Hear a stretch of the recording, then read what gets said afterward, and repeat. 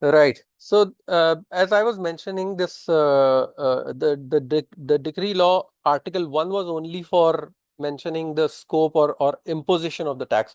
That those persons to whom this decree law applies, only those will be termed as taxable person. And then there is Article 4 Article 4 specifies certain types of person which are exempt persons. Now, I want you guys to remember a particular point or an angle that whenever we go into that, how do you say, practice, when we are, when we start off with uh, tax impact assessment, corporate tax impact assessment. So, the first thing that we consider, and this is the logical sequence as well, is that we first of all evaluate the application of Article 4. Haya, this is especially for you as well, because hopefully you will be coming to UAE seeking for jobs, etc. And you might find some opportunities as well, and there you will Yes. incur tax impact assessments. So the first step that any person doing a corporate tax impact assessment is that after getting all that information about the company or business and all the trade license, etc., what we first look is application of Article 4. That does this person enjoy any exemptions under Article 4? That's the first step of the corporate tax impact assessment. Once we have applied and we have concluded, no, this is not an exempt person, then the rest of the articles we consider in the corporate tax decree. In this section, and by the way, whenever we practitioners discuss this amongst ourselves, we call this usually specific exemptions. So it starts with evaluation of specific exemptions. So we will look at Article 4, what different types have been identified. The first category is a government entity. So what would be government entity? It would be federal government, which is naturally the state level body. The president heads it, right? The president is the basically constitutional head of the entire country of UAE. Then local governments. We know how many emirates are there in UAE. Can somebody name the emirates? Five. Sorry. Sharjah, Okay. like in UAE, right? In UAE, how many emirates? The names, I Yeah, mean. Abu Dhabi, Dubai, Sharjah, then Ajman. Ajman, Hmm. then Umal, Ras there's Umm al one Ras Quwain, Al Quest, Khaimah.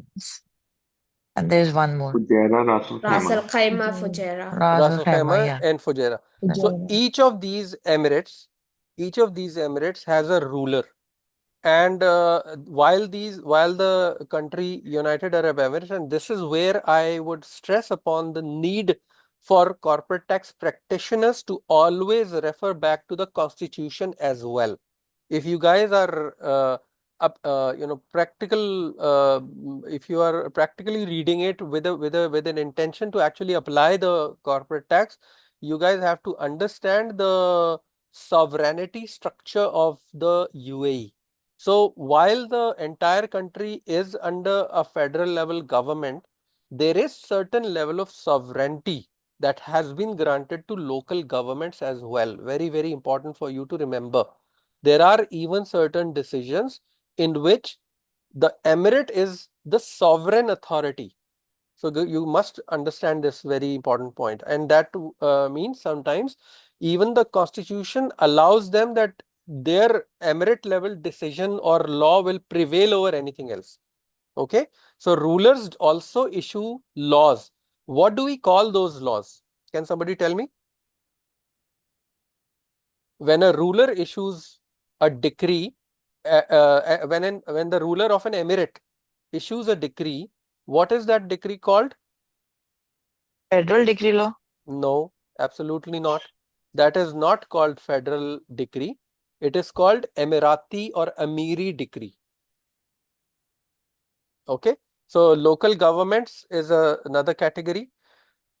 any of the governments of the member emirates of the federation, ministries, government departments, government agencies, authorities, and public institutions of the federal government or local governments. All of these are government entities. It is pertinent to note that a government entity shall be subject to provisions of Decree Law number 47 of 2022 if it conducts a business or business activity. This sentence is important. It is pertinent to note that a government entity shall be subject to the provisions of this Decree Law 47 if it conducts a business or business activity under a license issued by a licensing authority as per the provisions of Article 5 of the Decree Law. So there are various licensing authorities in UAE, right? Which are those licensing authorities? Can somebody quickly think and quickly respond? Today's session is quite interactive, so I need quick answers from you guys. So can somebody name some licensing authorities in UAE for doing business? Dubai Economic, Dubai economy? yeah, Dubai economy, correct. Or free zones, for example, free zone authorities, right? Javza, Davza, all of these are basically so 1040. they are the licensing authorities. So sometimes the government or the government entities can do business in these by taking a license from these licensing authorities. And in that case, then that entity that they have established will be subject to corporate tax decree. But these government entities by themselves, when they're not conducting this type of business under a license, will they be subject to corporate tax decree law?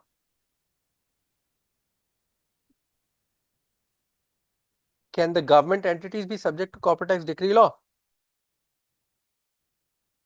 Government entities are mostly exempt from the tax. Correct. So they will not be subject to corporate tax decree law.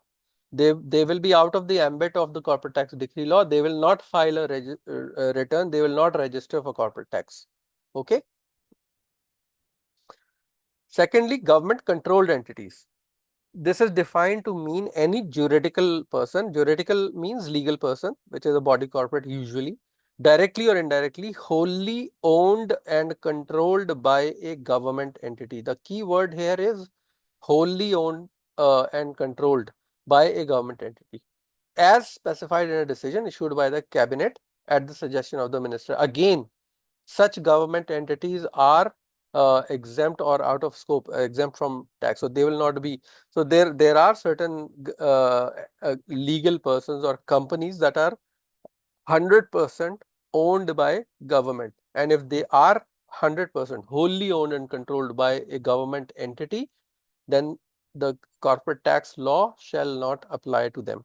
They will not be required to register. They will not be required to file returns. It is pertinent to note that the government controlled entity shall be subject to the provisions of this tax law if it conducts a business or business activity that is not its mandated activity.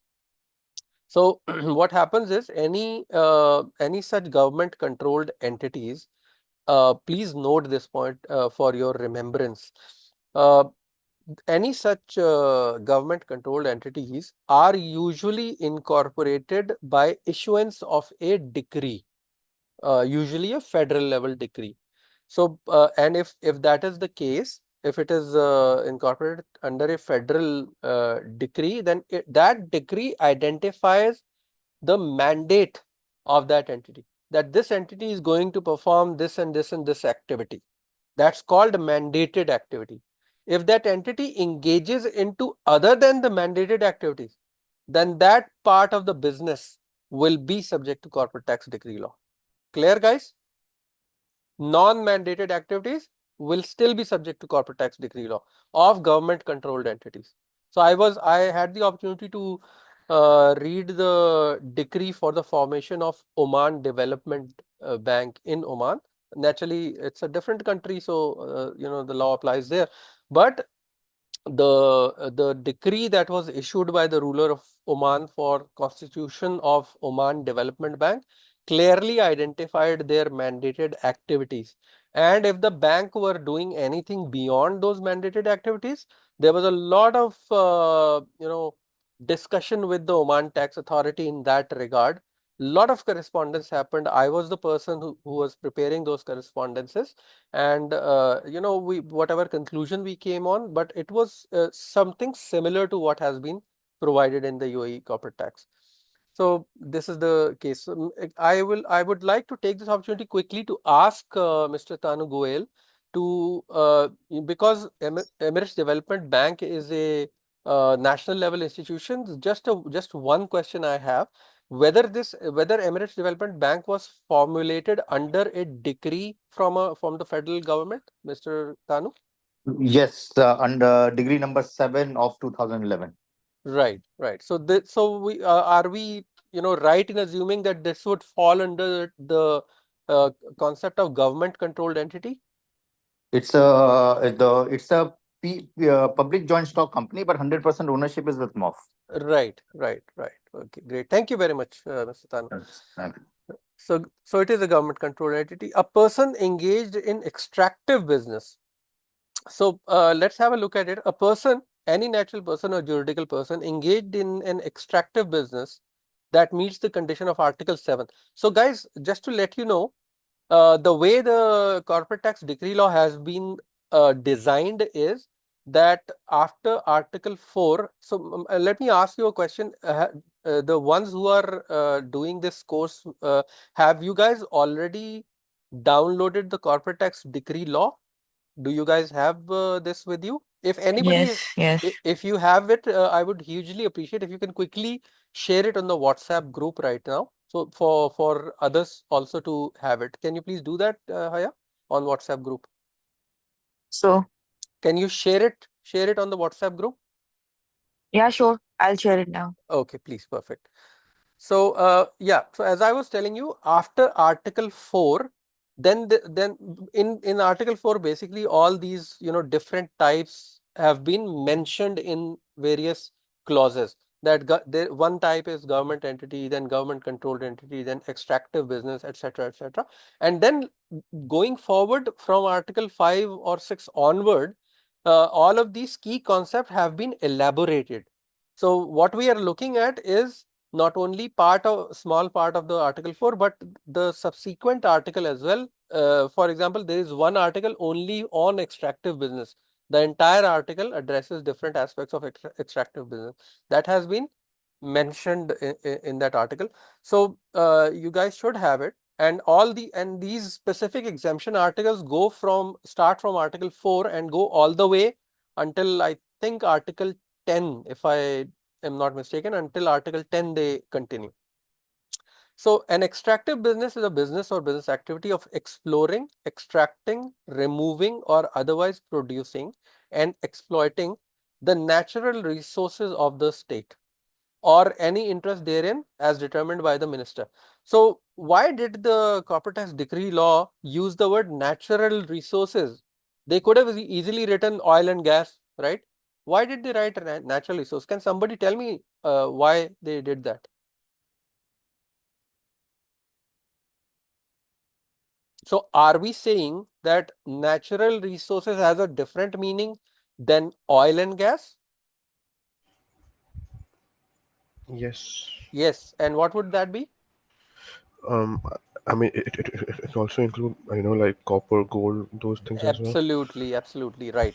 So in UAE, just for your knowledge, for example, especially in the Emirate of Fujairah, there are a lot of quarries and mines that produce other things, other what he mentioned. For example, marble is there, gypsum, marble, and similar other minerals, and they would also fall into the definition of natural resources. So those businesses would also be considered as extractive businesses of the state or any interest therein as determined by the minister. For the purpose, natural resources are okay. Now they are defining water, oil, gas, coal, naturally formed minerals, and other non-renewables, non-living natural resources that may be extracted from the United Arab Emirates, lands, territorial sea, and airspace above it. Natural resources is not defined to include harnessing the power of solar, nor does it include generating power from winds, but it may include harnessing power generated by water waves, although this will require further clarification. So yes, absolutely, probably that the solar or wind energy might even land into it, because this has not been clearly addressed here. A person engaged in non-extractive natural resource business. Let's talk about it. A non-extractive natural resource business is the business or business activity of separating, treating, refining, processing, storing, transporting, even transporting, very interesting, marketing or distributing the natural resources of the United Arab Emirates. Exemption shall not apply to its non-extractive business where the conditions of Article 8 are satisfied. So, there are certain conditions that have been provided in Article 8. So only once a business meets those conditions, then the application will be decided based on those conditions. But the key point to remember here is that non-extractive natural resource business usually is refineries. Generally speaking, it is refinery, but it is a lot more than refineries. Refining, processing, treating, fine, but even transporting comes under the ambit of non-extractive natural resource business. So oil transportations, maybe a pipeline, for example. Oil marketing companies, we are very well aware of, right? All these petrol pumps that we see, ADNOC petrol pumps, Emirates petrol pumps, or ENOC, etc. So these are oil marketing and distributing companies who are selling to these entities. So all of that would be non-extractive natural resource business. Sorry, just one question. So, if let's say it's a business of a commodities exchange who's dealing in these natural resources. So based on this definition, they would not be exempt. So I think there is a detailed decision later on. There is a ministerial resolution 265 that will further explain it. We will reach that point, inshallah. You might not find the same resolution addressed or discussed in this, but we will reach that point when we are studying qualifying free zone person regime. Okay. So in that we will discuss it in detail, inshallah. So the commodities, what you mentioned, the trading in such commodities, there is an expression used there called qualifying commodities. So we will read there, inshallah. Okay, thank you. A qualifying public benefit entity. So I'm sure all of us have read about NGOs, non-governmental organizations, right? Welfare entities. So basically this complex word, qualifying public benefit entities, for a layman, for easier explanation, these are those welfare organizations, NGOs. But are all these are all such NGOs which are registered in UAE by default qualifying public benefit entities? Let's read through. This means any entity that meets the conditions set out in Article 9 of this decree law, and that is listed in a decision issued by the cabinet at the suggestion of the minister. So guys, there is a list that is called approved charities list. If you guys are making notes, better note it. Cabinet issues a list called approved charities list, and then where the such NGOs are listed basically. And that means that the cabinet has recognized their work and they are above board entities, and they are complying with the regulations. So only those entities will be considered as qualifying public benefit entity. Otherwise, any NGO that is formed by any person will not be qualifying public benefit entity. The entity is specified in the schedule annexed to Cabinet Decision number 37 of 2023 regarding the qualifying public benefit entities for the purpose of Federal Decree Law number 47 of 2022 on the taxation of corporations and businesses are considered qualifying public benefit entities for the purposes of corporate tax law. So, any donations or contributions made to those entities will be allowed or admissible deductions, by the way. It's an additional part of it. But the important thing is that these entities by themselves are exempt entities. They do not need to register for corporate tax. They do not need to file corporate tax returns. A qualifying investment fund. Now, that is a very, very interesting area in the international taxation under the Model Tax Convention also. And as a matter of fact, so many different public forums, this matter has been addressed in other words. Uh, you, some of you I think Abbas, you're working with Deloitte, right? Yeah. So collective investment vehicles you must have heard, or collective investment scheme you might have heard, right? Yes. Yes. So that's a global expression that is used for investment funds or other schemes. Here in UAE, uh, a lot of, I would say, a huge amount of wealth, international wealth, has been poured into the Emirate of Dubai, or for that matter, in the Emirate of Abu Dhabi. And so many, ultra high net worth individuals have brought their monies or wealth into UAE, and they have, set up investment funds here, or poured their money into such investment funds. So UAE has under their corporate tax regime, the concept of flow through taxation has been applied.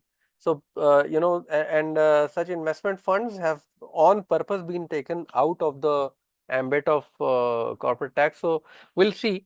This means that any entity whose principal activity is the issuing of investment interest to raise funds or pool investor funds or establish a joint investment fund with the aim of enabling the holder of such an investment interest to benefit from the profits or gains from this entity's acquisition, holding, or management of the investments in accordance with the applicable legislation.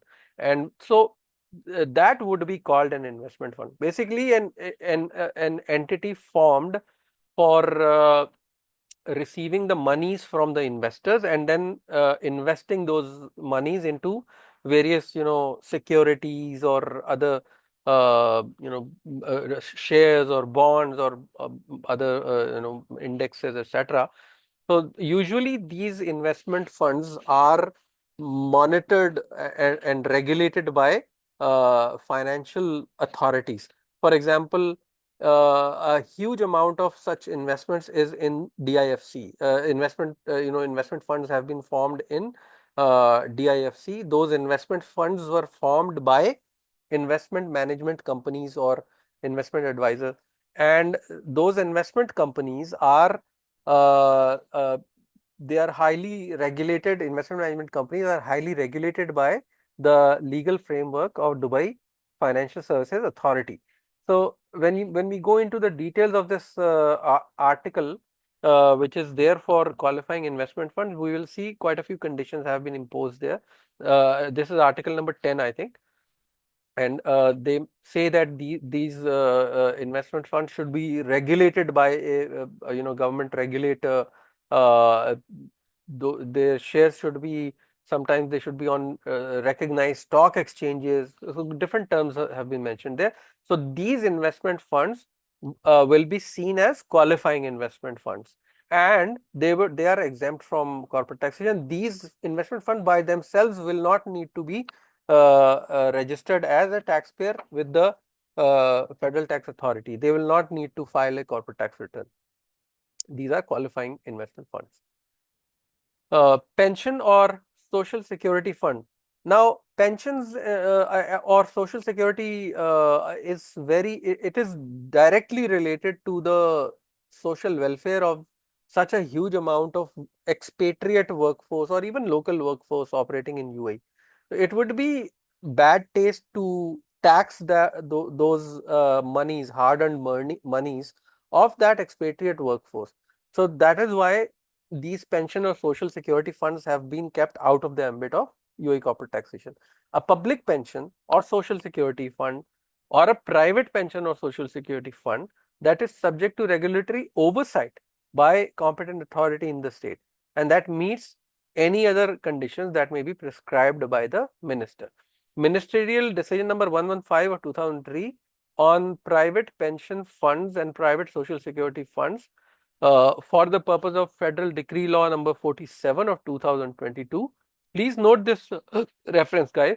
Ministerial decision number 115 of 2023. And just to let you guys know, all of these decisions, etc., I'm going to show you why, because whatever we have studied, that was entirely a different regulation. But now, since we are in a very serious part of the tax course, this is an area where you might have to download quite a lot of stuff. So this website that you see on my screen right now, this is Ministry of Finance website. Okay. And in this website, if I click this menu, you will see that there is one menu called Policies and Legislation. Can everyone see this? If I click Policies and Legislation, you can see the word tax legislation, right? So I will click the tax legislation, and that's where we find the entire tax related laws that have ever been promulgated, not ever, but over the last few years, essentially from 2017, that have been promulgated in the UAE. These are all tax laws, and all of these tax laws are relevant to you. So I think the first laws that we see, this is only establishment of Federal Tax Authority, not we can live with that. 2016, this was a common VAT agreement with the Gulf Cooperation GCC Council, and then we came into this was the era 2017 when VAT law was being planned and everything, and it was being introduced. And soon enough, the VAT decree law was introduced actually, which was promulgated from periods of 2018 onward, right? So I think we can see this. Then going forward, during the year 2022, you can see this is the Federal Decree Law number 47 or 2022.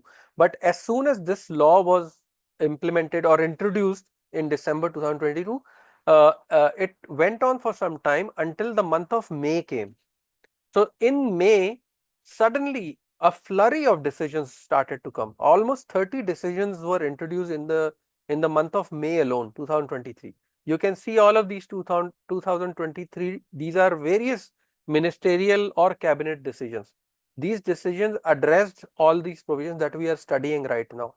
All of these decisions, for those especially who are in practice, they need to download these decisions and refer them. At least maintain the list with you and keep them downloaded so that you can refer to various articles in the light of the respective corresponding decision. Right. So one of the ministerial decisions is 115 of 2023 on private pension fund and private social security funds for this article, for this law on the taxation of corporations and business, lays down the conditions to be satisfied by private pension funds and private social security funds. You can refer details in this law. The public is okay, but this decision was purely for private pension funds and private social security funds, what conditions they need to comply. Now, juridical person incorporated in the state that is wholly owned and controlled by an exempt person. So we saw certain, different types of persons who were exempt, but what about their wholly owned subsidiaries? So that's what this is. I would give a different heading here. Instead of calling it juridical person, I would call it wholly owned and controlled subsidiaries of an exempt person. But yes, this is the concept. That is wholly owned and controlled by an exempt person. Different categories A, B, F, G, which these are the ones that we have read before, and it undertakes part or whole of the activity of the exempt person. That's one component. It is engaged exclusively in holding assets or investing funds for the benefit of the exempt person. So, or only carries out activities that are ancillary to those carried out by the exempt person. So, these wholly owned and controlled subsidiaries who are engaged in any of these three categories of business, they will also be exempt. They will also enjoy this specific exemption, so to say. Any other person as may be determined by a decision issued by the cabinet. So naturally, I mean, these to date, these are the persons who enjoy specific exemptions, but then again, cabinet has the authority to exempt any other person. So these are a bit more details into what we have read. Subsection 2 of this Article 4. A person under paragraph A, B, C, and D of Article 4 is a taxable person insofar as it relates to any business or business activity under government entity or government controlled entity or extractive business or non-extractive natural resource business. So these are these are the ones who will still enjoy exemption of this decree law respectively shall be treated as an exempt person for the purpose of Article 26 transfers within qualifying group. We are going to read that sometimes there's something called qualifying group. So just a quick understanding that basically two companies will be considered as a qualifying group if one company owns 75% shares or other interests in the second company. So these are so these companies can transfer assets to the other without recognizing gains or losses. So these are called kind of qualifying transfers. So transfer within a qualifying group. Or there is another article called business restructuring relief. So there is a particular relief that is given to uh, similar companies. These qualifying groups can even transfer their tax loss to each other. That's why we will come to a debate later on that are qualifying groups a better option or formation of a tax group is a better option. Later on we are going to see. And then there is a mention of tax group. So basically members of qualifying groups or tax groups uh, they can, they will enjoy certain benefits that we will see. These will be treated as exempt person for the purposes of the specifically exempt persons will still be treated as exempt person when they are transferring assets amongst themselves or exploiting the benefit given under a particular type of relief called restructuring relief or transfer of tax losses, etc. There is another subsection 3, persons specified in paragraph F, G, H, and I of Article 4. So see these F, G, H, and I, these are mentioned here actually. These are the same, or we can simply look at it. I think Haya has already shared the federal tax decree law. So I will simply, you know, save it and open this so that we can quickly uh, refer to these.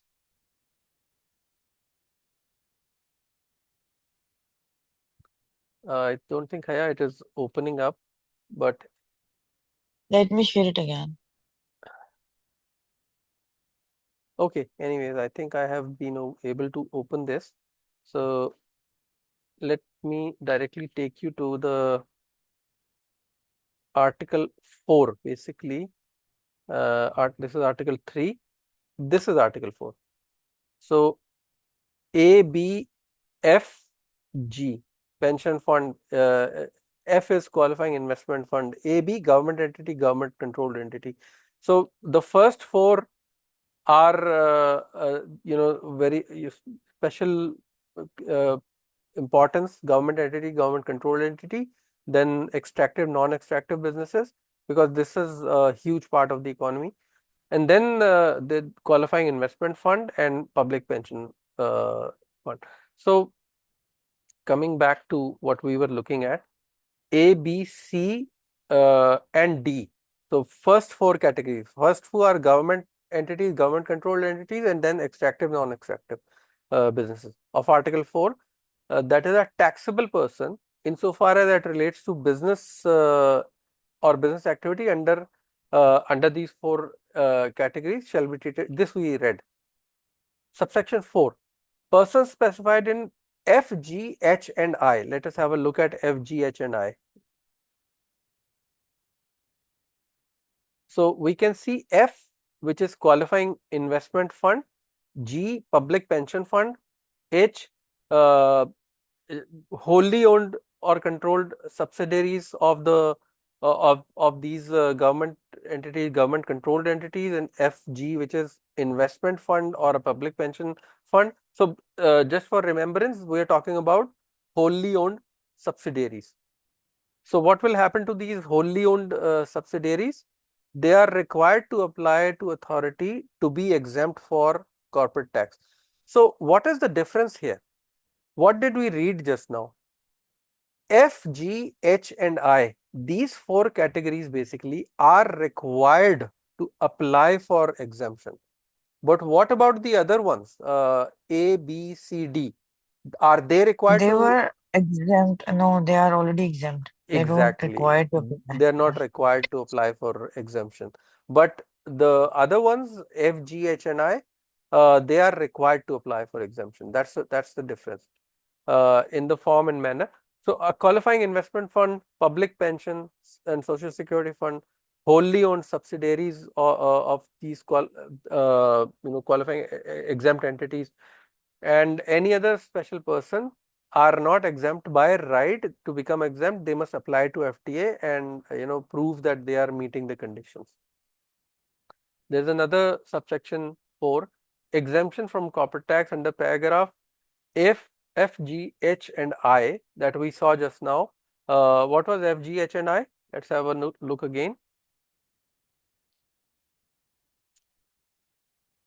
F, G, H, and I, which is qualifying investment fund, pension, uh, wholly owned subsidiaries, and any other person. So what are they required to do?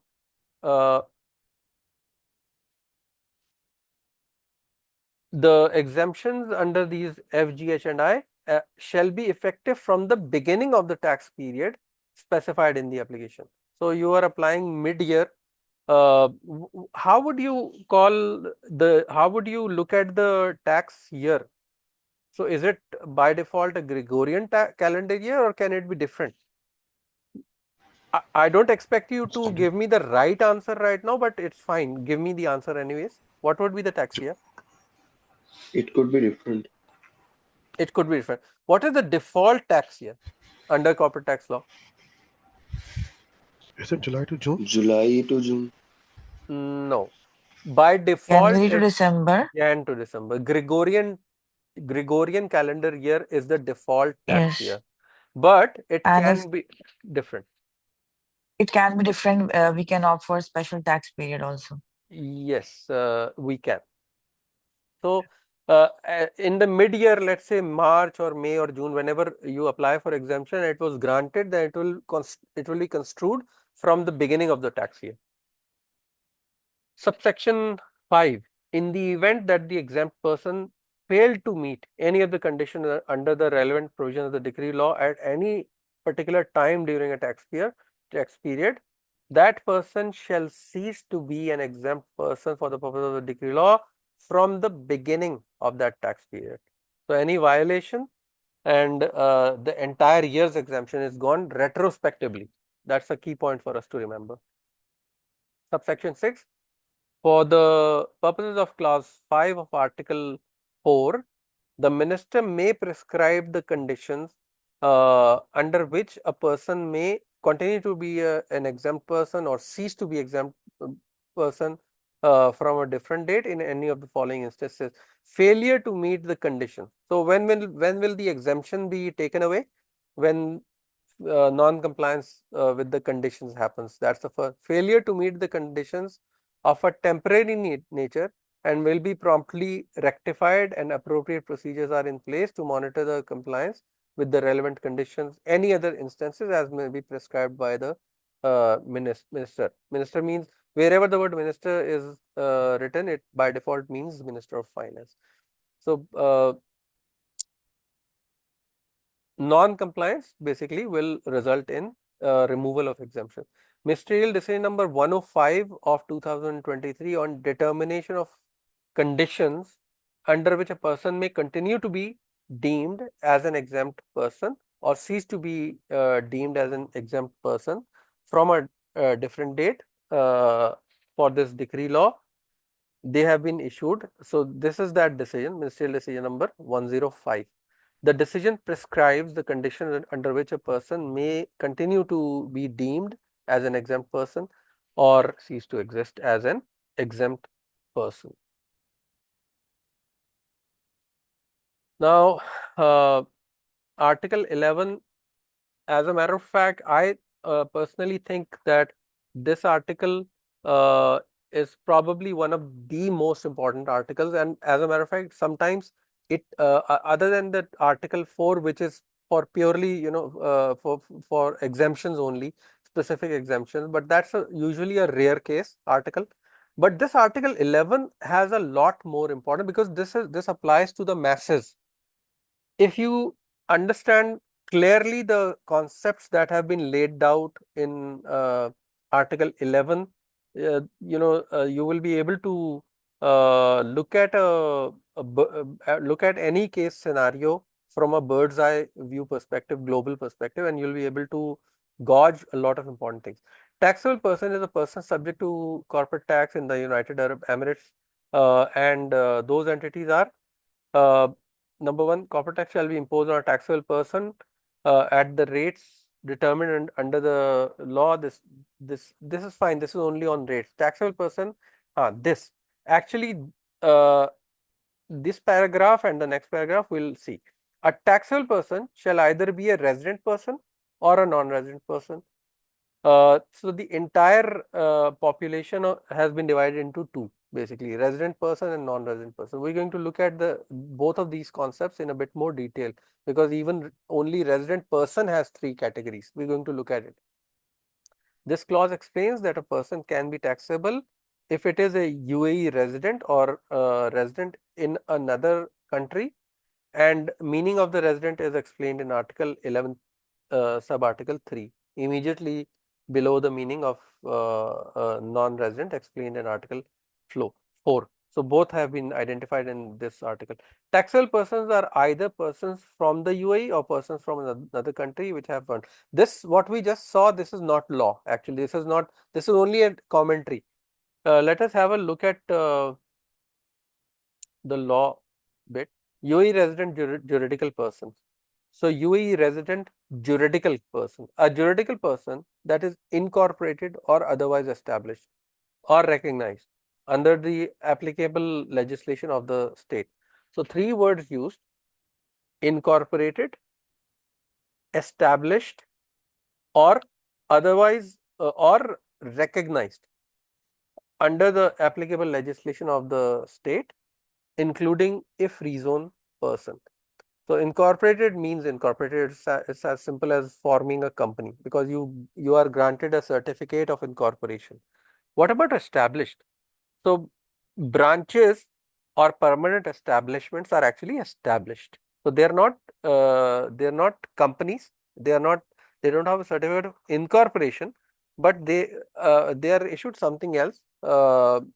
Sometimes a registration certificate, registration in case of a branch.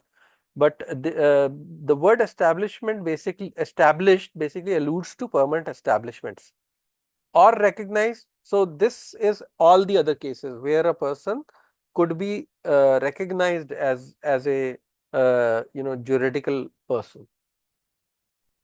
So the reason that these words are given, including a free zone person, probably this was the idea or the intent was to clarify that misconception that has always been at a very wide scale, that free zone persons tax does not apply.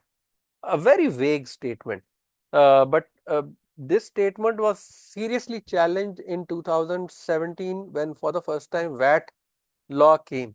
People were under impressions for number of years, 40 years, 50 years, whatever, that free zones, not 40 years I'd say, because free zones are a relatively new thing, but for many years people were under the impression that free zone persons are untouchable persons when it comes to tax. So when 2017 came, for the first time, people were a bit shocked that VAT will still apply to free zone persons. But that was the preset to a much larger gameplay, which happened in 2022 when corporate tax decree law came, and it removed all the confusion in the minds of people. Why? Because it was clearly mentioned that free zone persons will also be subject to tax. UAE resident juridical persons are entities organized or established under one of the company's law formerly enacted in UAE, where it can be mainland, it can be free zone. Making sense of the provision requires understanding of the meaning of the juridical person, and secondly, how and where juridical persons are incorporated. Uh, both are explained in part A of this certificate, but a quicker refresher is as follows. We've seen in previous part A, the first 7 modules that we have gone through. We saw the corporate commercial law. We went into DIFC law. We went into ADGM law. So we saw different. We studied company law in detail. Any point you wanted to raise? Anyone? Okay. A juridical person is a non-human legal person that is not a single natural person, but an organization organized by law as a fictitious person. So we are probably aware of that.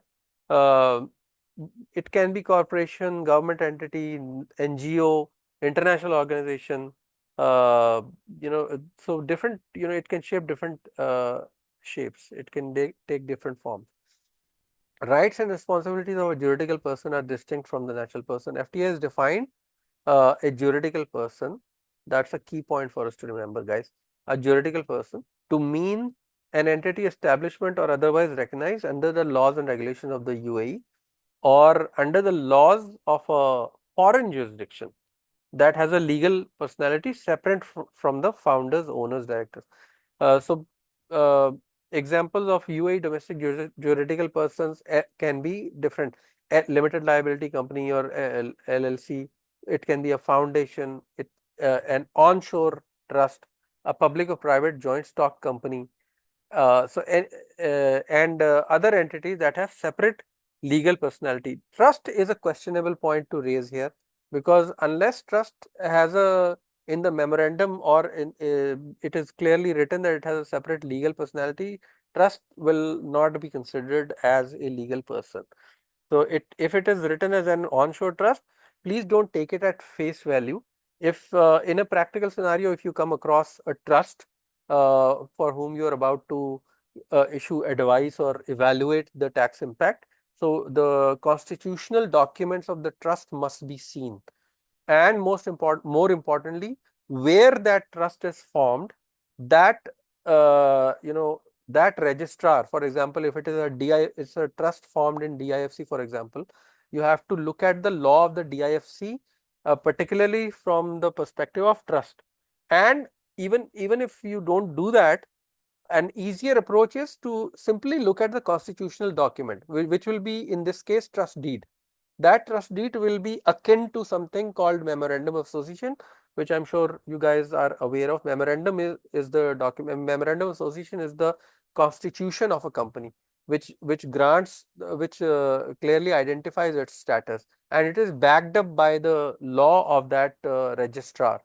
So have a look at the memorandum. If it says that it has a separate legal personality and it is endorsed by that corporate registrar, only then we will accept trust as a separate legal person, otherwise not. Public or private joint stock companies and other entities that have a separate legal personality under the applicable UAE mainland. By the way, at this point, I am going to highlight another very important point, and that point is, if it is we also have to because we are not dealing with the company law here. What we are dealing with is the Ministry of Finance and the Federal Tax Authority. So if the corporate tax law diverges from the predominant meaning of commercial companies law, right, then we have to accept the meaning of the corporate tax law. So if it is written, for example, in the frequently asked questions on the FTA website, that an onshore trust will be seen as a legal person, then we have to accept it. If it is not written as such, then we don't have to.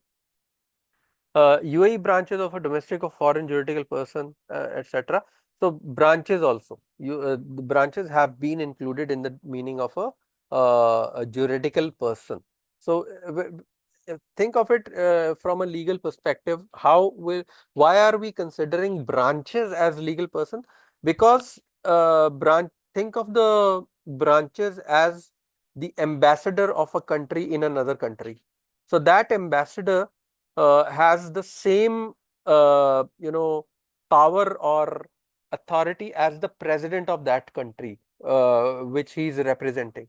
So in that sense, that branch itself is that foreign company actually which is present in that in a particular country.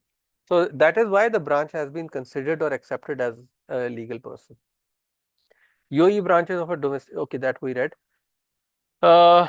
Incorporated or organized, Article 9 of the Federal Decree Law number 32 of 2021 on commercial companies confirms the form of companies which are established in UAE. So this is the commercial companies law basically of that. This is the amendment, 2021 amendment. If you remember, the original year was 2015. Can you guys remember this? Law number 2 of 2015. That was the commercial companies law. But anyways, 2021 has amended that law. So joint liability company, limited partnership companies, limited liability companies, PJSCs, PSCs. So these are all types of companies. Free zone company law permitted the establishment of the same in free zones. Non-UAE juridical persons.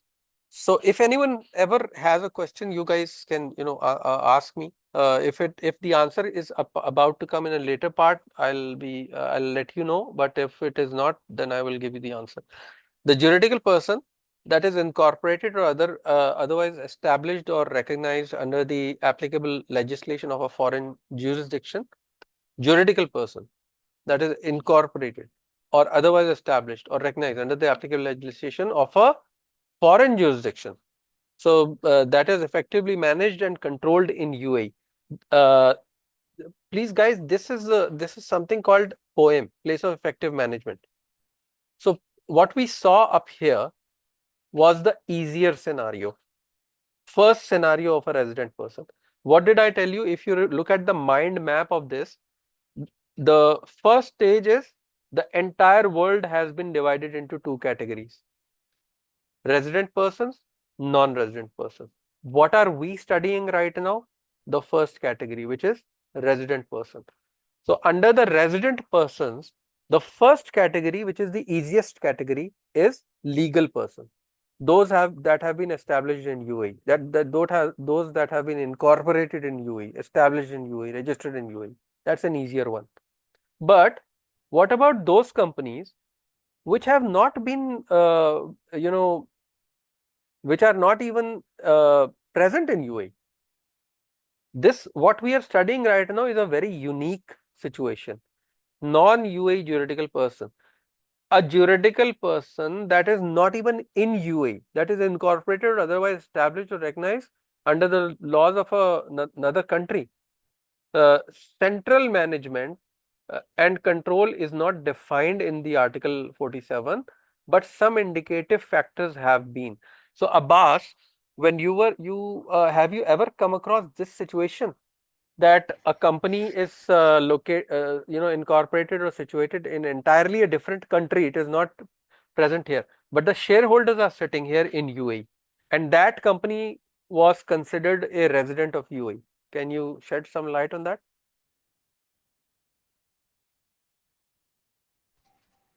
Um, I don't think I've come across any particular situations, that sort of meet this criteria. So What unfortunately, I about can only comment. what about Yeah. you, Haya? In your experience with PwC, did you come across this situation that a company is actually situated somewhere in Cayman Islands or BVI or wherever, and the shareholders are sitting in Pakistan? How does the Pakistani law deal with that scenario? Is that company, foreign company, considered a tax resident of Pakistan? I haven't come across such a situation, but Exactly. I So think their income will be subject to corporate like income tax over here in Pakistan. exactly. So guys, let me clarify this point. Let me stress on this point. This is the doctrine which has historically been called POEM, place of effective management doctrine. There are different words that have been used. Central management sometimes comes into play. Place at which the board of directors meet to transact the company's business and to establish strategy. That is an indication of the central management.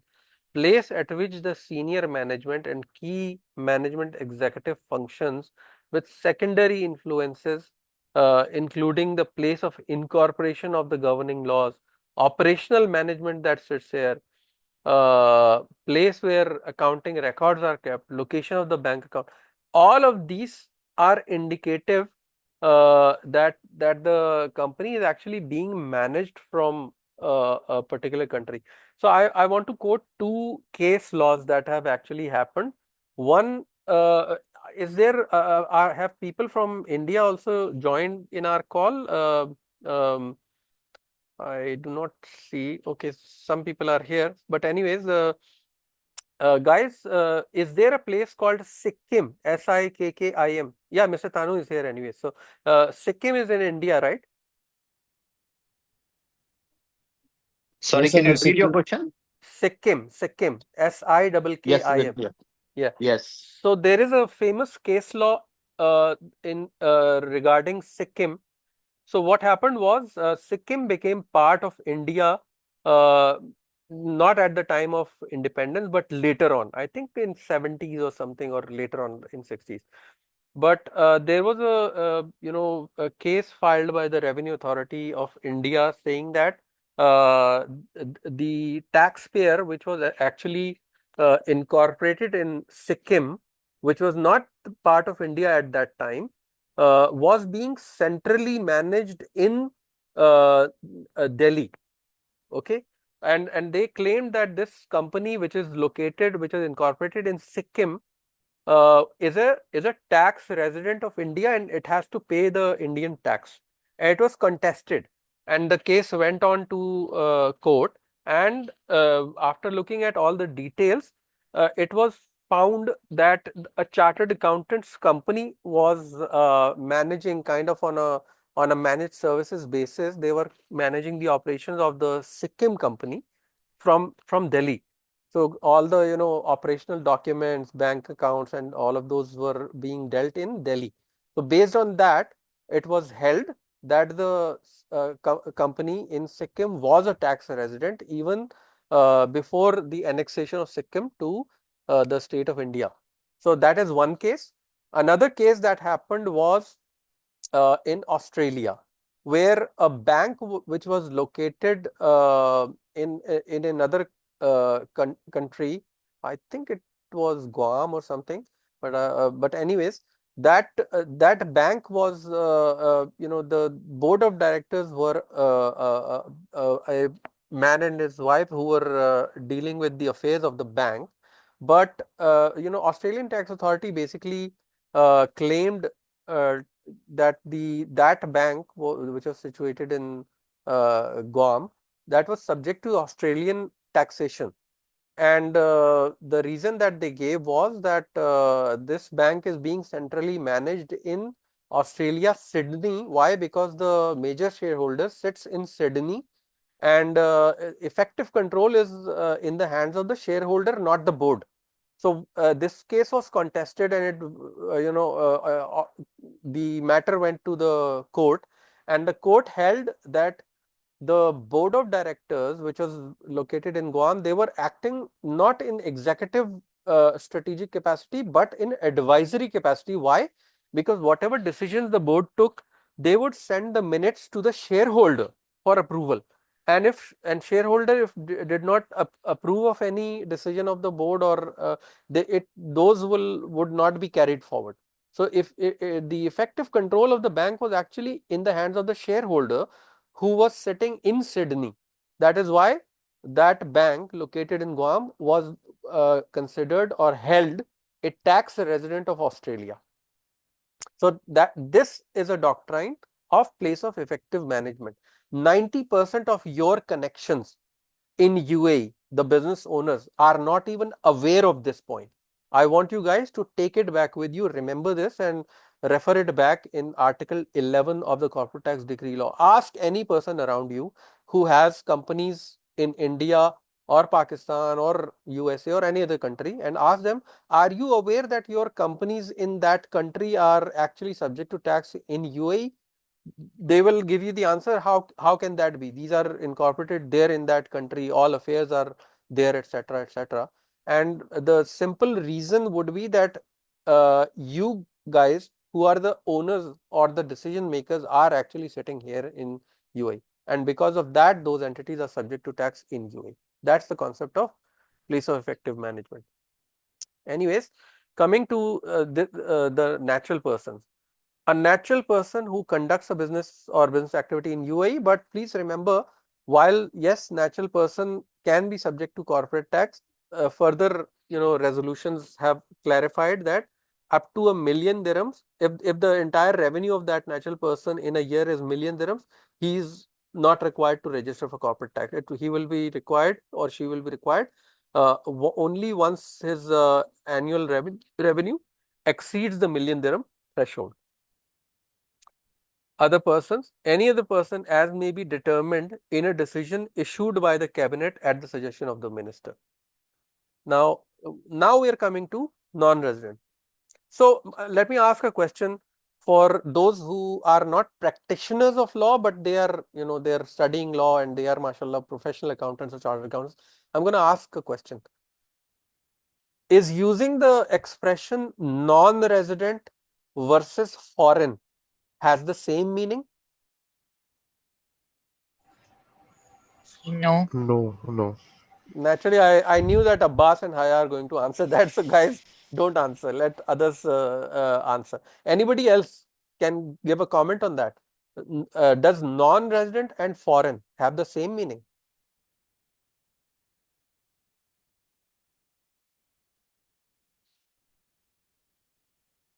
So there is a foreign company. Will that mean that it is by default a non-resident company? What is foreign company? Foreign company is a company that is incorporated in some other country, not UAE, right? That's a foreign company. Does that mean that Yes. that company is by default a non-resident?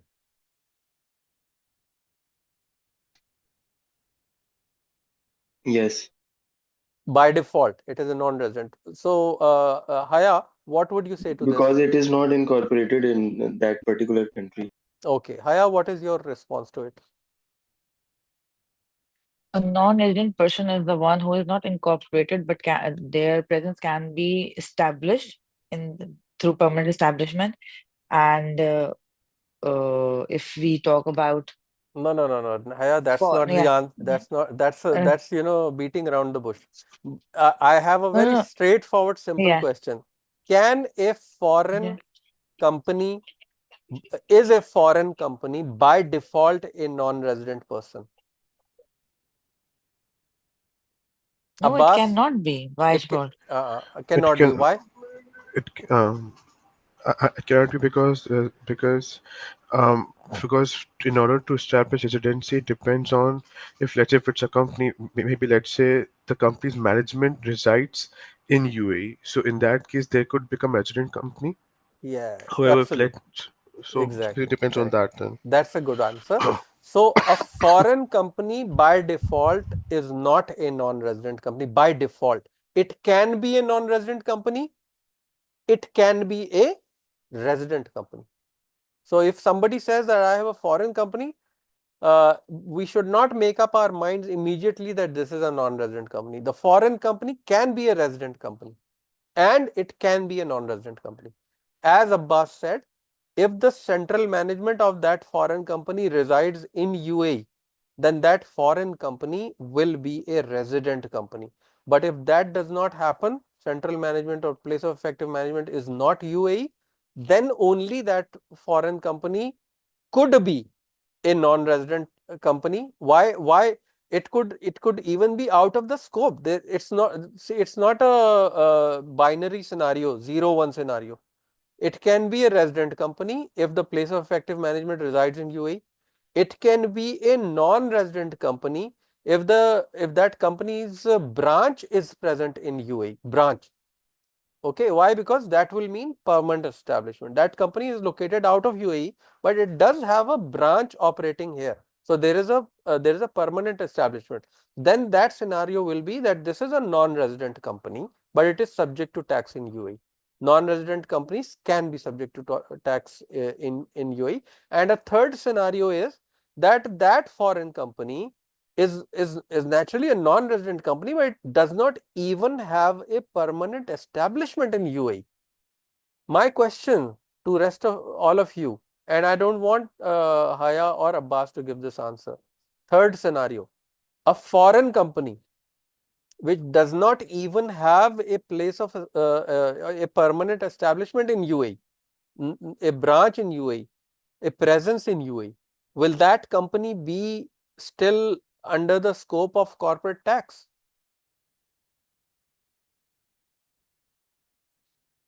No,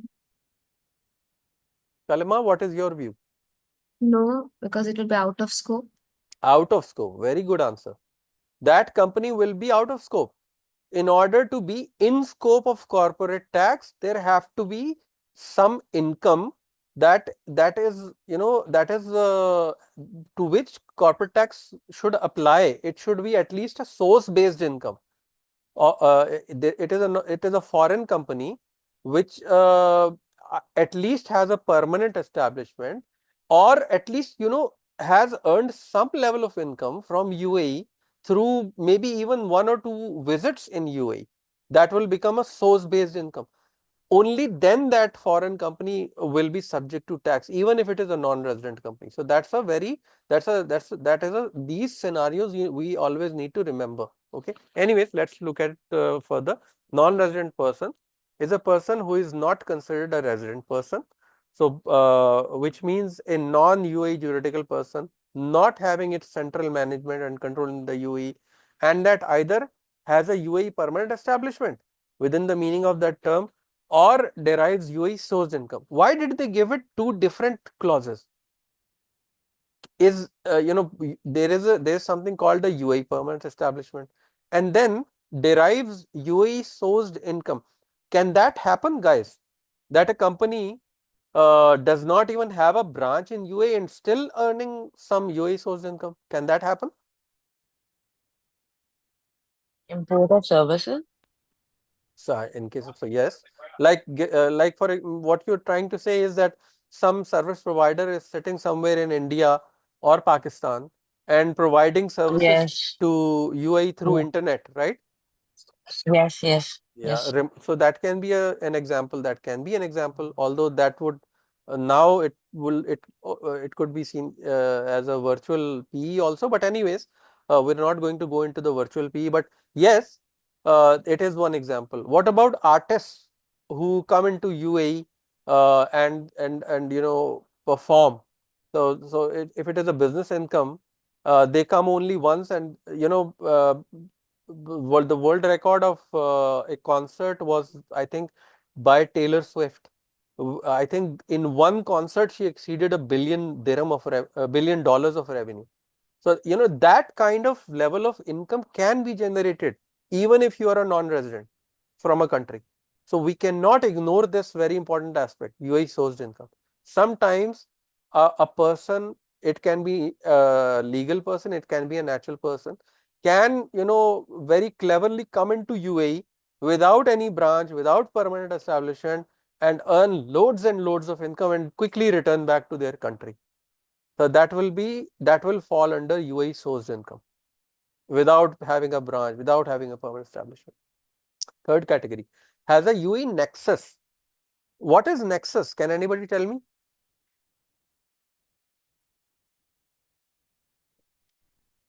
The literal meaning of the word nexus is series. If you look at the dictionary meaning, try Google dictionary or whatever, you will find that nexus means series or connections, series of connections. So this concept was not there previously, but gradually it erupted in US when a court decision came for sales tax in UAE, whereby through the presence of connections, one person was taxed in another state only because of the connections that were present, which were helping the person to earn taxable income from that other state. So that's where the Supreme Court for the first time accepted the concept of nexus. Now, nexus can have different broad meanings. For example, virtual nexus can exist. Nowadays, these digital influencers may sit in any part of the world and they could be earning loads of income from UAE through their YouTube channel or Instagram channel or something. That could be a digital nexus. But what about physical nexus? In UAE, actually, the only type of nexus that has been highlighted is buildings, a property where, naturally, why? Because tenants are living there, or property owners are living there. But that's the concept of nexus, connection. Has a UAE nexus as specified in a decision issued by the cabinet at the suggestion of the Ministry of Finance. Cabinet decision number 56 of 2023 on determination of a non-resident person's nexus in the state for the purposes of this decree law, and have been issued stating conditions. And so if you guys want to see more about the decision about nexus, download this decision number 56 of 2023 from this Ministry of Finance website. A non-resident juridical person may be liable to UAE taxation on corporations and businesses where it has a UAE PE, which derives UAE income, UAE sourced income, without having a PE. So, that's a key point that they have highlighted, that a non-resident can derive UAE sourced income, but modes will be either of the two. Either it will have a permanent establishment, which usually means a branch or a fixed place of business, or it can derive UAE sourced income, those clever, one-off visits, or, like Haya said, providing services over the internet, etc. These are the examples of UAE sourced income. So, exemptions. A branch in the UAE of a person referred in Article 3 shall be treated as one and the same taxable persons. The cabinet shall, upon suggestion of the finance minister and in coordination with the relevant authorities, issue a decision specifying the categories of business or business activity conducted by a resident or non-resident natural persons that are subject to corporate tax. That decision later on came, I think, uh, uh, subject to under the decree law. Yeah, this is the line. Cabinet decision number 49 of 2023 specifies the categories of business or business activities conducted by a resident or non-resident natural person that are subject to corporate tax. So you guys might want to download this decision number 49 of 2023 from the Ministry of Finance website. That will give you the categories of natural persons which are subject to tax. Now we're coming to Article 1. Sorry, just one small question. Yes. So on the previous point that you mentioned about natural persons, so would it be in this case, the business of the natural person or the income derived by the natural person from businesses, which could be obviously more than one business?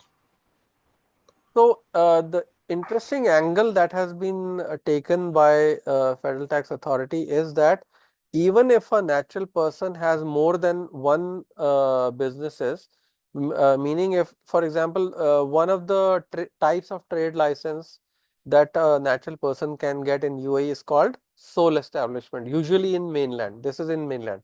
In free zones, uh, there may still be, it may still be possible to obtain a sole establishment or sole proprietorship license or a freelancing license. But in free zones, usually there's a license called a free zone establishment, FZE. So I'm not going to take you into the complexity of FZE, because FZE is actually no longer it does not have the status of a natural person. Why? Because if you read the memorandum of association of FZE, it clearly identifies that although it is a one-man show, one-person company, but it still has a separate legal entity. So that was that was an ambiguity that was removed later on. But coming back to the point that that an individual can have a trade license, the interesting angle is that that sole establishment license has the status of a natural person in UAE for the purposes of corporate tax, Abbas. So that person, let's say he has obtained two different licenses of sole establishment, right? So he has apparently two different businesses of sole establishment. For the purposes of corporate tax, when that natural person applies for registration and shows that I have two trade licenses, the Federal Tax Authority will issue the TRN to the person, and all the businesses of that natural person will be subject to tax. So natural person may have multiple businesses, but he will still be taxed as that natural person. So multiple businesses will come into will be aggregated. Okay, but then let's say the person also earn some capital gains. Let's say would they also be like part of his taxable income, or like would they be exempted there, So which is not part of a business? So, see, again, the point is, if they are not part of the business, for example, how we need to then go into the concept of capital gains. Would you like to elaborate what do you mean by capital gains?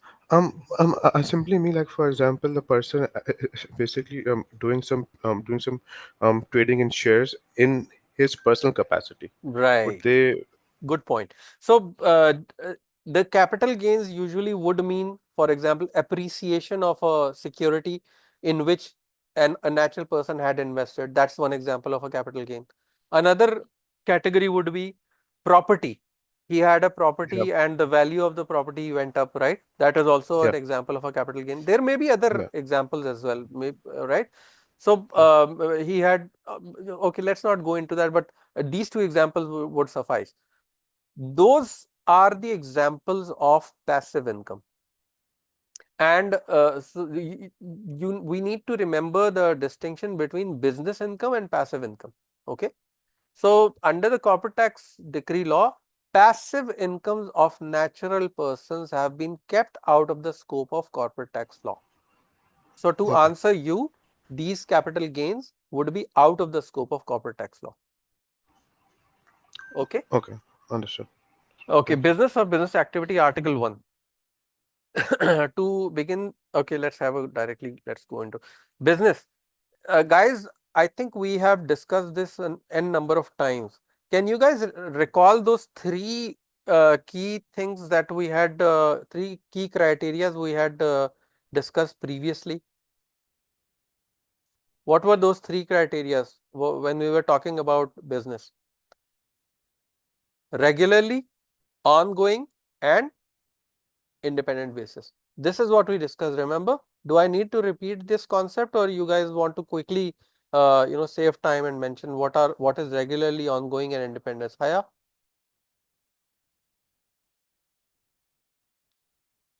Regular activities, business activities are conducting, and it's on an ongoing basis, obviously. Ongoing would mean what? A going Uh, concern? yes, a going concern, yes, And certainly. okay, regularly indicates a pattern of repetition, or Of and what about independent? business activity Yeah. that I don't know, independent nature of like it is independent of its shareholders, like independent no, you entity? guys, you No? are tax practitioners already working in big firms. Abbas, would you like to, talk about why this word independent has come in? We know about dependent and independent. There is a key concept of dependent agent. You guys forgot. What is independent? So what would you call an employee's salary? Would you call it independent or dependent? Dependent on the work. Dependent, right? So independent. So basically any activity which is regularly ongoing on an independent basis. Business is independent. It is not dependent. So a salary income is financially, economically, legally dependent on an employer. But businesses can take and leave their clients and customers. They act in independent capacity. That's the difference. A dependent agent, we must have read somewhere that dependent agent is an example of a permanent establishment. You remember these? A person who goes representing a company from India and starts operating in UAE. Company has not come into UAE yet, but they sent one of their directors as their dependent agent, right? So that person starts doing business here and stays for the entire year. Would that constitute a permanent establishment of that Indian company Ye- in UAE? Yes. Yes, now you remember. So that's it. That's the difference between independent and dependent. Please remember, these are the three criteria.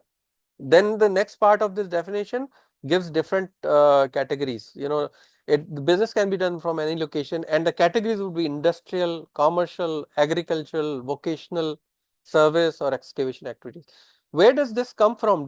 Although this is part of the corporate tax decree law definition of business, but you guys remember where we've read this before in our previous modules when we were looking at categories of business that was in commercial companies law. Similar things were mentioned there, right? Industrial, commercial, agricultural, vocational. So anyways, now coming to the business activity, any transaction or activity or series of transactions or series of activities conducted by a person in the course of business. That's business activity. Which one is the superset? Which one is the subset? Business activity is a subset of business. Okay. Various activities are going to happen under a business. Without a cabinet decision or guidance from the FTA, how should a juridical person or a natural person determine when an entity has risen to the level of being a business? So there is some other, the guidance, the course writers have taken guidance from other places. Australian Tax Office, ATO, sets out on its website its guidance on the activities which it believes constitute a business. The ATO confirms that generally the business involves a set of continuous and repeated activities a person does for the purpose of making a profit. Profit can be money, it can also be made through other means like being paid with good or services such as a barter deal. A a one-off transaction can be a business. I think we'll go to the detailed concept of this business. Let's have a look at it. So these are the criteria which would make an activity a business or business activity. Intention. Does the person intend to be in business? Does the person intend to have a prospect of making a profit from the activity? That's one criteria.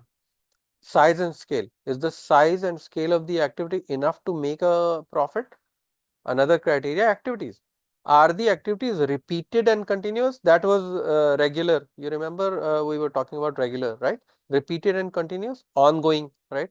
Are the activities planned, organized, and carried out in a business-like manner? Examples, for example, does the person keep business records and have a separate business bank account? Advertises and sells goods, operate from a business premises, maintain required license certifications, business has a name, there's a plan and budget, all of these things, if they are present, then this is a guideline actually provided by a tax authority. That is why it is quite important. So if these criteria are met, then we might deem an activity as a business or business activity.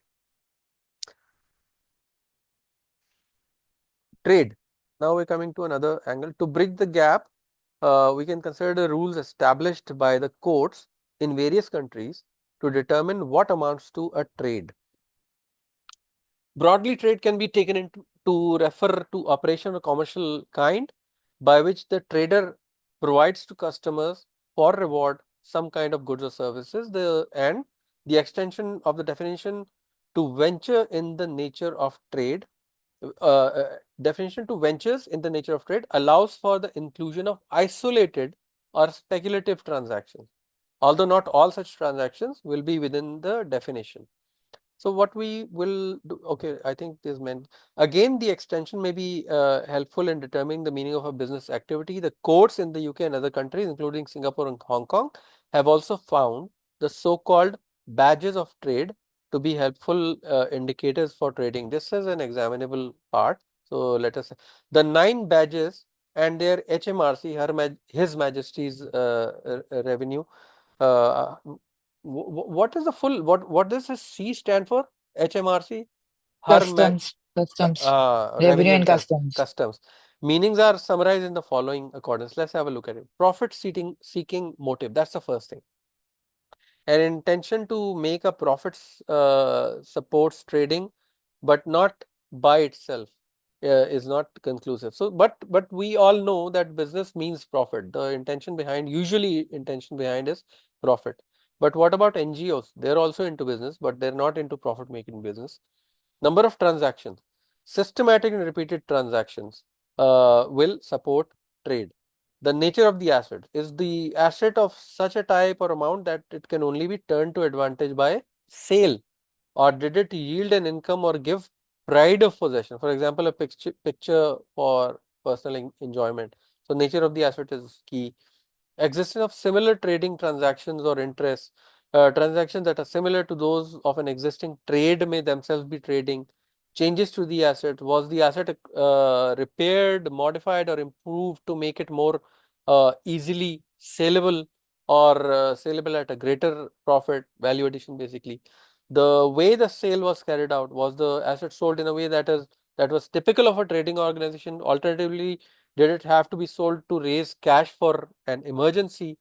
Source of finance, was money borrowed to buy that asset? Could the funds only be repaid by selling that asset? So, sale and lease back transaction or whatever. Interval of time between purchase and sale. Assets that are subject to trade will normally, but not always, be sold quickly.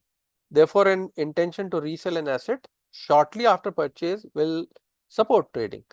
However, an asset which is to be sold indefinitely is much less likely to be a subject of trade. So usually the lead time plays a vital role in determining whether it is trade or not. Method of acquisition. An asset that is acquired by inheritance or as a gift is less likely to be subject of trade naturally. So these are badges of trade basically. These badges will not present in every case, and of those that are not some point or one. I'll quickly move on to the next part because okay, what we're looking at is the situation in the US is essentially the same as that adopted in the UK. In that the US courts and the IRS, Internal Revenue Service, which is the revenue authority of US, consider facts and circumstances when determining whether an activity is a trade or business. Specifically, they look at a number of factors, including manner in which the taxpayer carries out the activity, expertise of the taxpayer or his advisors, time and effort expended by the taxpayer, the expectation that the asset used may appreciate in its value, successor of the taxpayer in carrying out other similar or dissimilar activities, taxpayers' history of income or losses with respect to the activity, the amount of occasional profits, if any, is it the financial status of the taxpayer, elements of personal pleasure or recreation. So, these are all various categories or badges of trade. We have seen two of the biggest, uh, economies of the world. How do they see business and trade? Examples: a newly formed entity in 2024 which acquires a block of land in Sharjah for AED 100 million using AED 25 million equity and 75 million bank debt. constructs a 50-story residential apartment building. So, apartments are then sold on profit. Naturally, that's a business activity. Let us look at a business as well. Following information likely to be a business. An entity formed in 2019 to construct and sell residential apartments has from 2019 to 24 to construct and sell 5,000 residential apartments.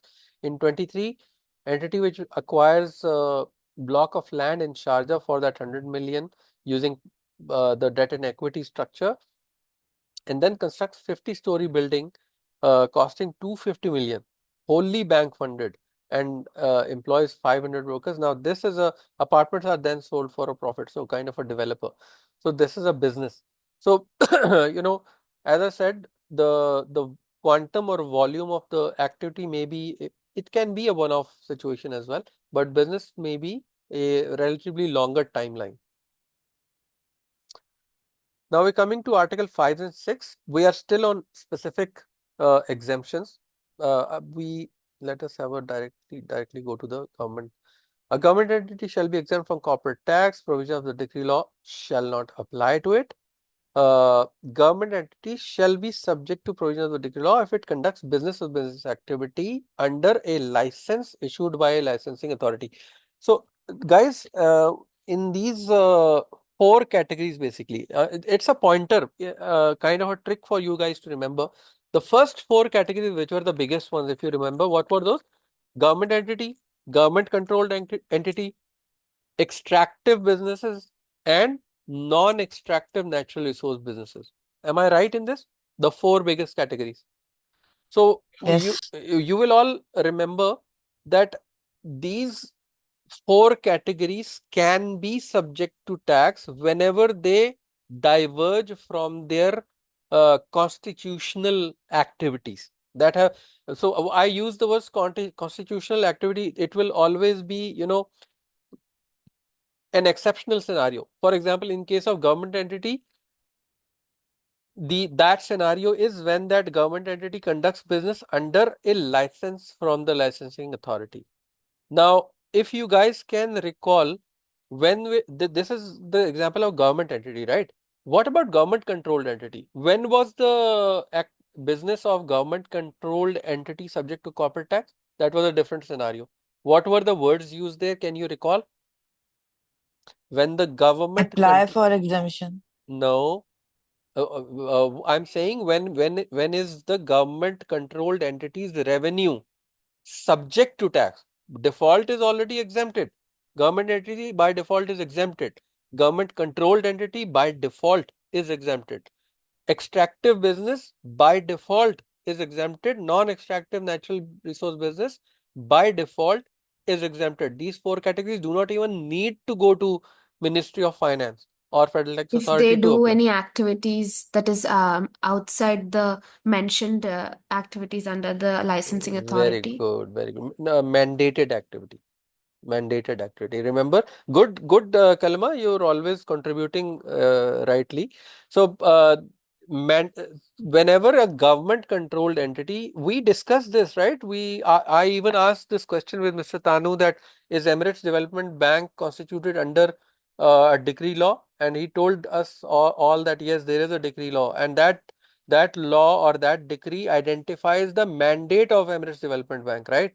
So as long as the bank, maybe it is a different scenario. We're not going into the practical right now because it is actually operating under a license. It's a PJSC. But if it were not, and if it were a government controlled entity only, like the case of Oman Development Bank, then if it diverges from its mandated activities, then the income becomes subject to tax. Okay. So, the pointers that we need to remember is for government entities, when will it become subject to tax? If it does business under a license. That's the first answer. Second answer was government controlled entities. When will its revenue become subject to tax? Only when it diverges from its mandate. Then there was two other scenarios, extractive businesses and non-extractive natural resource businesses. There was also something that was mentioned there. We'll come to that. But please remember at least these first two scenarios. A license is a document issued by the licensing authority. So this is basically a recap we just saw. Any business or business activity conducted by a government entity under a license issued by the authority, by a licensing authority, shall be treated as an independent business. Now guys, this again is a very interesting scenario. Please understand this part. So the entire business of that government entity will be bifurcated into two components. That component which is being conducted under a license issued by a licensing authority, that will be subject to tax, but other will not be. And the government entity shall keep financial statements for this business separately from the government entity other activities. A government entity shall calculate the taxable income and all 9 yards. It will comply with it. It will calculate tax income, file tax returns, etc. Transactions now this part is important. Transactions between the business or business activity specified under this article, which is basically the activity under a trade license, and other activities of the government entity, meaning those activities which were according to the purpose of the mandate or the charter or the constitution of that government entity, which is exempt by default. So these are two separate components, right? So one component, which is the exempt component, if it transacts with the taxable component, that it will be these two segments will be considered as related parties, and these transactions will be considered as related party transactions, subject to provisions of Article 34. So there is an Article 34 in the decree law which specifies the requirement to comply with arm's length principle. So transfer pricing will apply here. That is something for you to remember. Next, Ministerial Decision number 68 of 2023 on the treatment of all business and business activities conducted by a government entity as a single taxable person prescribes these conditions to be satisfied by the federal and local governments. Business or business activities to be treated as a single taxable person. So what is being said here is that uh, when government entities perform or conduct business under a trade license and they are into multiple businesses, then there are ways, there are conditions to be met if they want to position all of those different businesses as one single, one single fiscal person, taxable person. Any questions on this until now?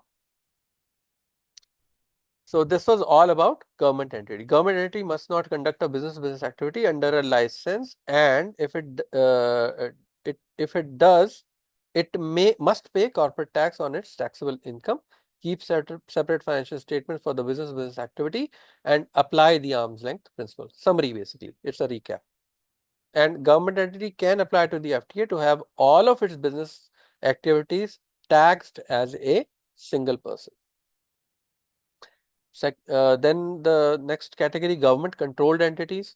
So that's what we had. There are 5 primary consequences to carry on a business or business activity that is not a mandated activity. We need to remember the difference between the two. A government entity, the reason why a government entity comes into existence, that's public service. It's as plain and simple as that. So it's not with a view to earn profits. But when that government entity decides to get into business, then they obtain a trade license, and it will still be a government entity, but the only thing is it will be operating under a trade license. But government controlled entities on the other hand, they were formed with an intention to carry out commercial activities. Etisalat is a good example of a government controlled entity. So but there will be a charter, a mandate under which that government controlled entity was formed. So activity that is, but when it diverges from that mandate, when it is not conducting mandated activities, then the following are pertinent. A government controlled entity shall be exempt from corporate tax, and the provision of the decree law shall not apply to it. This is all clear. But notwithstanding, a government controlled entity shall be subject to provision of the decree law if it conducts a business activity that is not its mandated activity. So the government controlled entity by default already has a trade license because it is a juridical person that was set up as such. So it already has a trade license. That is why the licensing authority and the mention of trade license was not even brought in here. The only thing that was brought in here was mandated divergence from mandated activity. Any business or business activity conducted by a government controlled entity that is not mandated activity shall be treated as an independent business, and the government controlled entity shall keep financial statements for the business separately from its mandated activity, and naturally then related party matter will also come here. The government control. So again, basically what it is being said is the government controlled entity is drawing its profit and loss account or income statement, right? But there are certain parts of it which are not really its mandated activities. Like, okay, let me create an example right now. For example, let's say ADNOC, a huge organization which is a government controlled entity. Let's say ADNOC decides to, for example, open school for their employees' children. I know in Ruwais area, which is close to the Saudi border, when you go from Abu Dhabi, Ruwais comes in between. After 4 hours drive from Abu Dhabi, Ruwais has a big area that is only for the ADNOC workforce. So it's a residential area, and I think it is connected to ADNOC facilities also. There I've seen schools set up there by ADNOC for the benefit of their employees. Now, assume for a second that the setting up of those schools was not part of the mandated activity of ADNOC. Then what would that mean? That the revenue that is generated from those schools would be a non-mandated activity, which will be subject to corporate tax. And so this is what it is. The government control entity shall calculate the taxable income from non-mandated activities, and it will have to then actually bifurcate its profit and income statement for the purposes of calculating corporate tax. It will have to bifurcate. The mandated activity will stay exempt, but that non-mandated activity that will be subject to corporate tax. And any transactions between the exempt component of the business and the taxable component of business that will be seen as related party transactions. They will need to comply with arm's length principle. The government controlled entity must not conduct. So, okay, this is a repetition of what we've just read, so I'm going to skip it. We are coming to Article 7 and 8, extractive and non-extractive business. Please make up a mindset that what you have read in government entities and government entities, something similar we will see here whenever they diverge from their their mandate. Let's have a look at it. A person shall be exempt from corporate tax, and provision of the decree law shall not apply to his extractive business where all the conditions are met. So first, exemption conditions. Person directly or indirectly holds or has an interest in a right, concession or license issued by a local government to undertake extractive business. So we should remember that if let's say Occidental Petroleum is operating in Abu Dhabi, they will only be allowed by the Emirate of Abu Dhabi. It will not be a federal level thing. It will be an Emirate level thing. Okay, the authority will be given by the Emirate, and that concession license or other operating license will be issued by the Emirate of Abu Dhabi. Person is effectively subject to tax under the applicable legislation of the Emirate, and this taxation on their, for example, oil and gas revenues, that taxation will be levied by the Emirate of Abu Dhabi. This is something that we refer as Emirate level taxation. Abbas, are you working in UAE? You're living in UAE or you're living in Pakistan? I'm the UAE right now. Right, you're in UAE. So I'm sure you might have come across this discussion a number of times, right? So that's an Mm-hmm. Emirate level taxation. Yeah. So the person has made a notification, but I think the only thing that is needed is a notification. It's not a request to grant exemption, but only a notification to the Ministry of Finance. So the extractive and non-extractive, both categories, they will need to notify the Ministry of Finance in the form and manner agreed with the local government. A notification precedes the exemption. Once they notify, then more likely than not, without much ado, they will be granted the exemption. So this is a recap. So I'm going to go to the next one.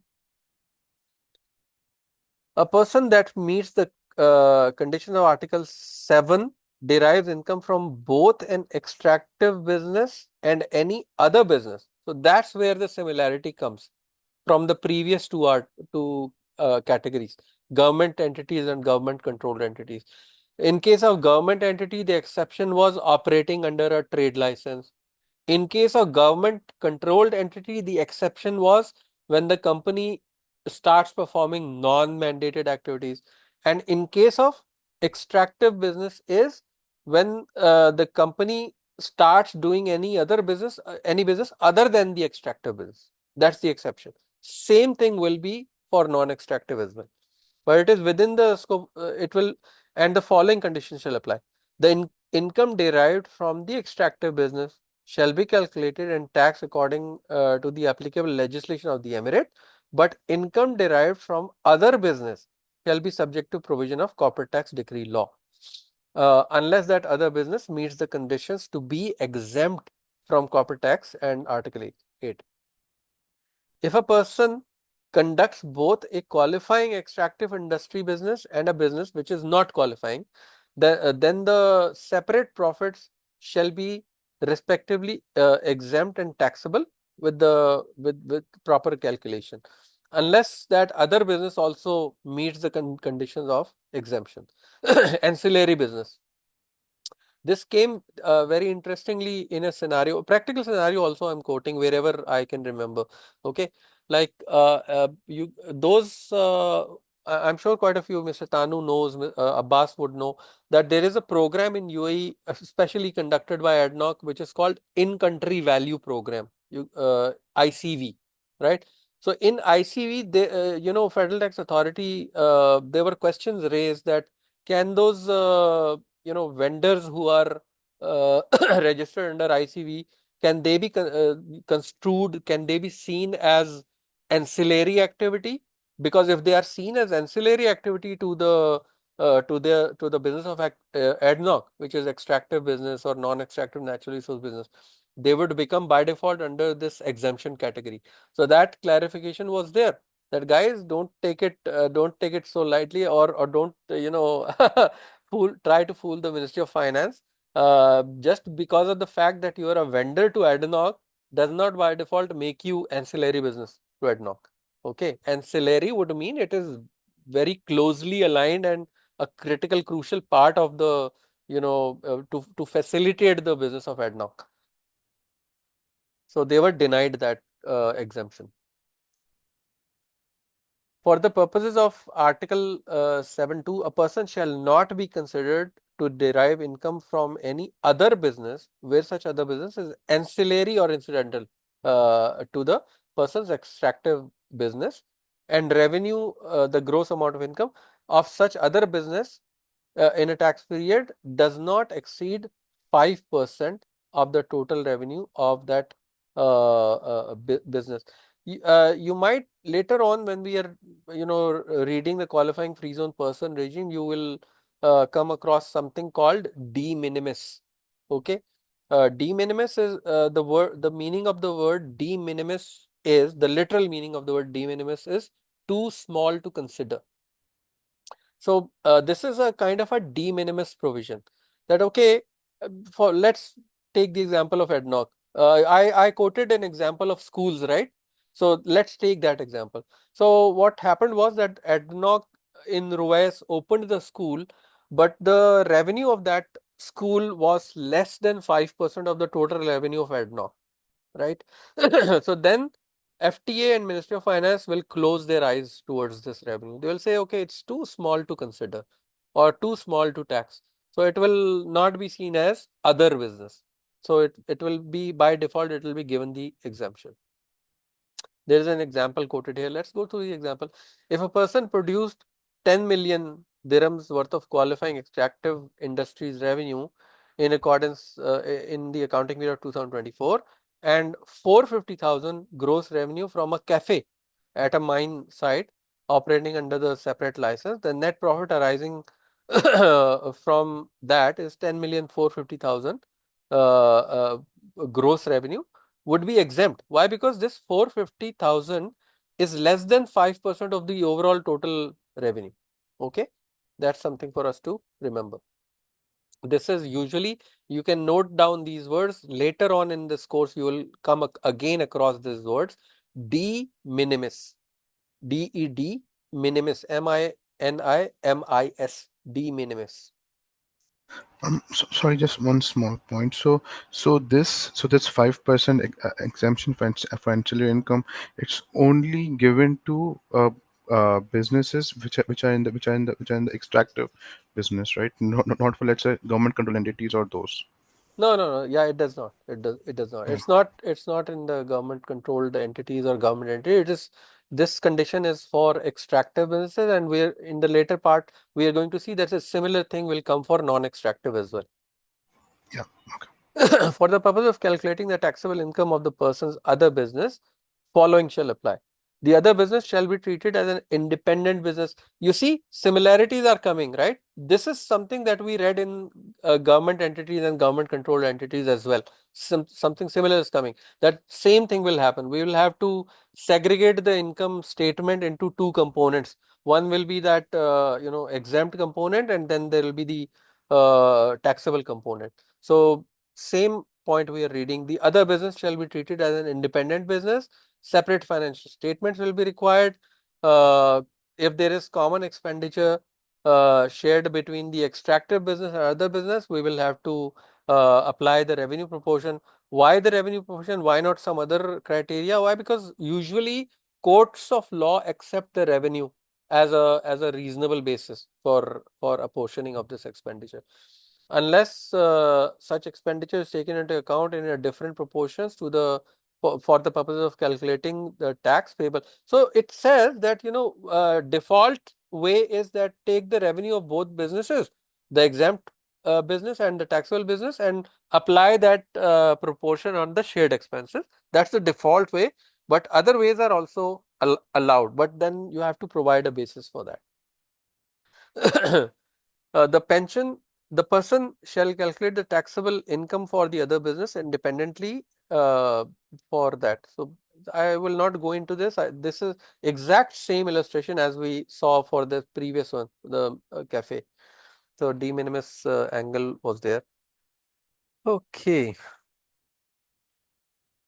Oh, okay. So this illustration is basically apportionment of common expenditure, which will be done in line with the revenue. Transactions between extractive and other business shall be considered related party. Repeated, right? Same thing. This is the third time we are seeing this, right? We saw this in case of government entity, which is doing business under a trade license. We saw this under government controlled entities, which is doing non-mandated activities. And now we are looking at it in extractive business where other business is happening. So between these two business components, if there is any transaction, arm's length principle will need to be complied. A person shall be considered effectively subject to tax under the applicable legislation of the emirate for the purposes of the article if the local government imposes a tax on income or profits, a royalty or revenue tax, or any other form of tax, charge or levy in respect of such person's extractive business. But what happens if the emirate government does not apply tax on that extractive business? What would happen then? What would happen to the extractive business revenue or the profits if the emirate does not apply tax on it at emirate level? It will be taxed at 9% corporate tax. Yeah, it will be taxed at federal level according to the default regime. Correct. Exemption from corporate tax on extractive industries profit does not arise solely when the emirate level charges income tax. The exemption will arise when the emirate to charge a royalty, revenue tax, or any other form of tax. So this exemption can still be claimed. Exemption under the article shall not apply to contract. Yeah, this was that ICV example I quoted to you guys in country value contractors of ADNOC. The exemption under the article shall not apply to contractors, subcontractors, suppliers, or any other person used or contemplated to be used in any part of the performance of the extractive business that does not, in its own right, meet the conditions to be exempt from corporate tax. So I'll not spend a lot of time on this. We know we've discussed this. Guys, exact similar things are going to come in non-extractive natural resource business as well. We are going to be quick around it. The person directly, indirectly. So who will be able to claim that exemption? Let's have a look at it. Person directly or indirectly holds or has an interest in a right, concession, or license issued by the local government to undertake its non-extractive natural resource business in the UAE. That person can get the exemption under the corporate tax law. Person's income from non-extractive business is solely from persons that undertake a business or business activity. So yeah, the we've read the business or business activity here. So it seems that it's a B2B transaction. What they're trying to the spirit of this part is that only B2B revenue will be taxable. Only B2B revenue will be exempt. The person is effectively subject to tax under the applicable legislation of the emirate. The person has made notification, so that's all good. Let us quickly look at the Article 8's provision as well. Similar things are going to come. We'll see. If a person that meets the condition of article derives income from non-extractive business and any other business that is within the scope of the decree law, following shall apply. The income derived from the non-extractive natural resource business shall be calculated and taxed according to applicable legislation of the emirate. The income derived from other business shall be subject to corporate tax law unless the other business also qualifies for exemption. It meets the conditions. So let me go to the next slide. For the purpose of this article, person shall not be considered to derive income from any other business where such business is ancillary or incidental to the person's non-extractive business. Let's look at if a person produces 10 million qualifying non-extractive industries revenue in 2024 and 450 gross revenue from a restaurant comes, then the gross revenue would be exempt from the corporate tax because the restaurant revenue represents less than 5%. Exact same example as before. A similar thing will come. The other business shall be treated as an independent part of business. Common expenditure in the same ratio as the revenue shall be a portion in proportion to their revenue. What else was there? The person shall calculate the taxable income for other business independently for the tax period. Next slide will probably be related party. Yeah, that's what it is. So we will have to make sure that we draw two different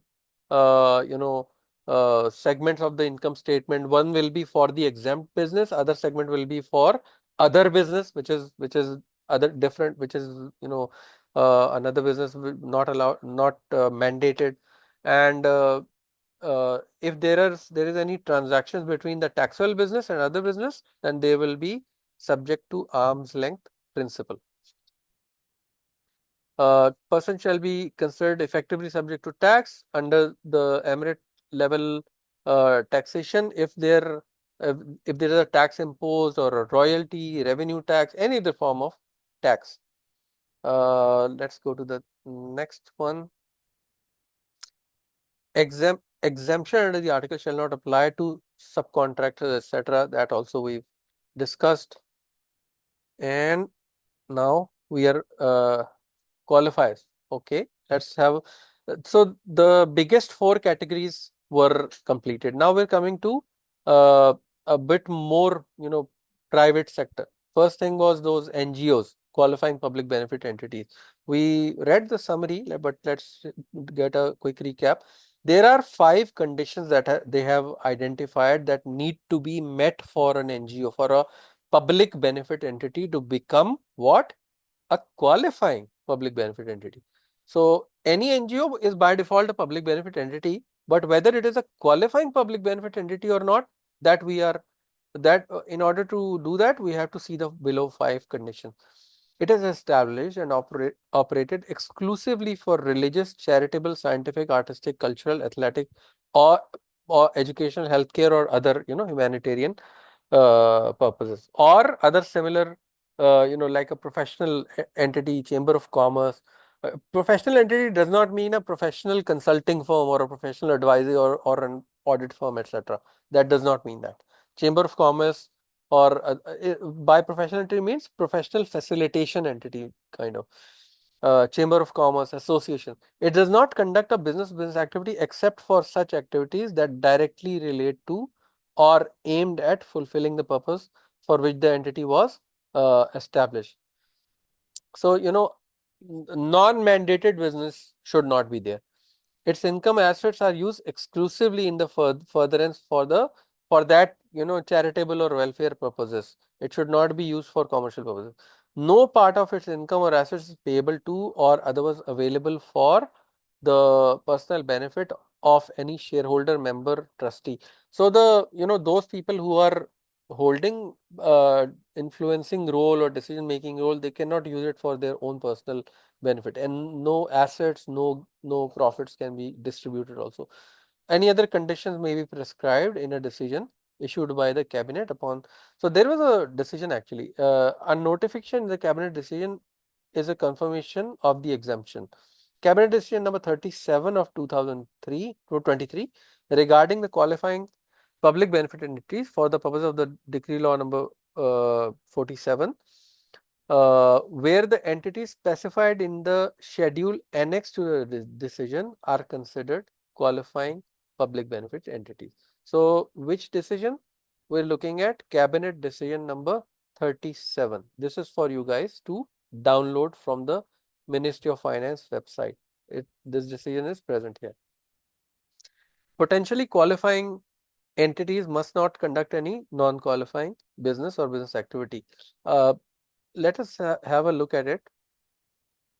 If they fall into non-compliance, their status as qualifying public benefit entity is revoked.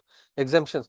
The exemption shall be effective from the beginning of the tax period, and if just to highlight, revocation also is applicable for in case they become non-compliant, the entire year will become taxable.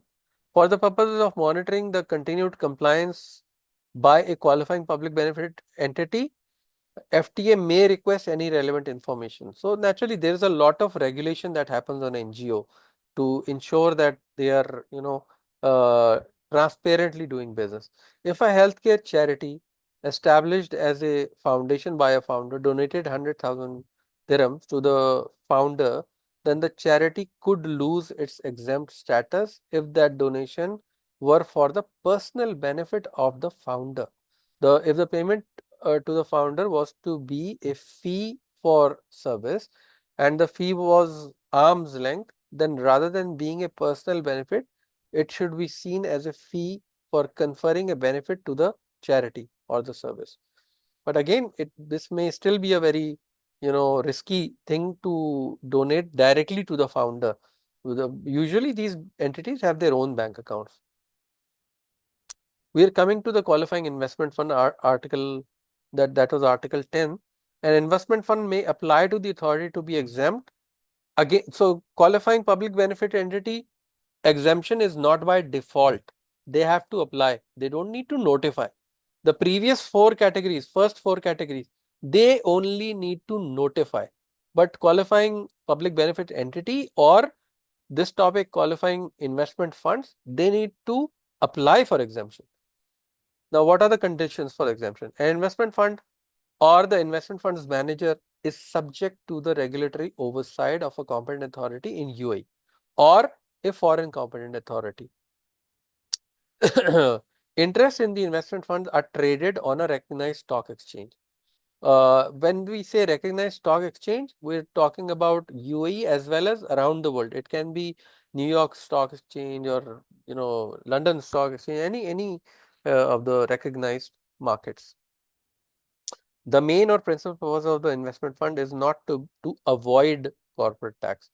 Yeah, I mean there can be a planning done, organized, fraudulent activity to avoid income tax, corporate tax. That if that is found, then the fund will lose the exemption.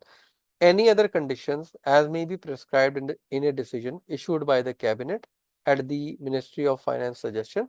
So there is a decision, cabinet decision number 81 of 2023 specifies the conditions for qualifying investments funds for the purpose of federal decree law number 47, which is the corporate tax law.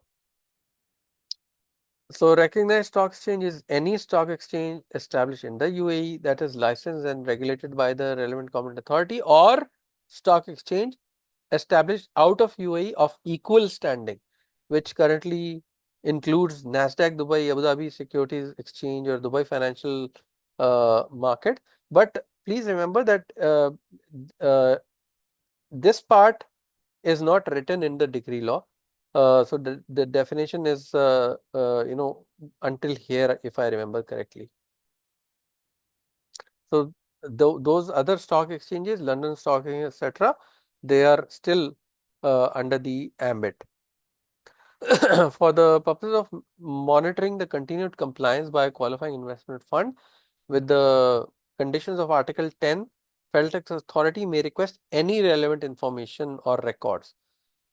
FTA has written on its website that investment funds are commonly organized as limited partnerships as well, as opposed to corporate entities, to ensure tax neutrality for their investors.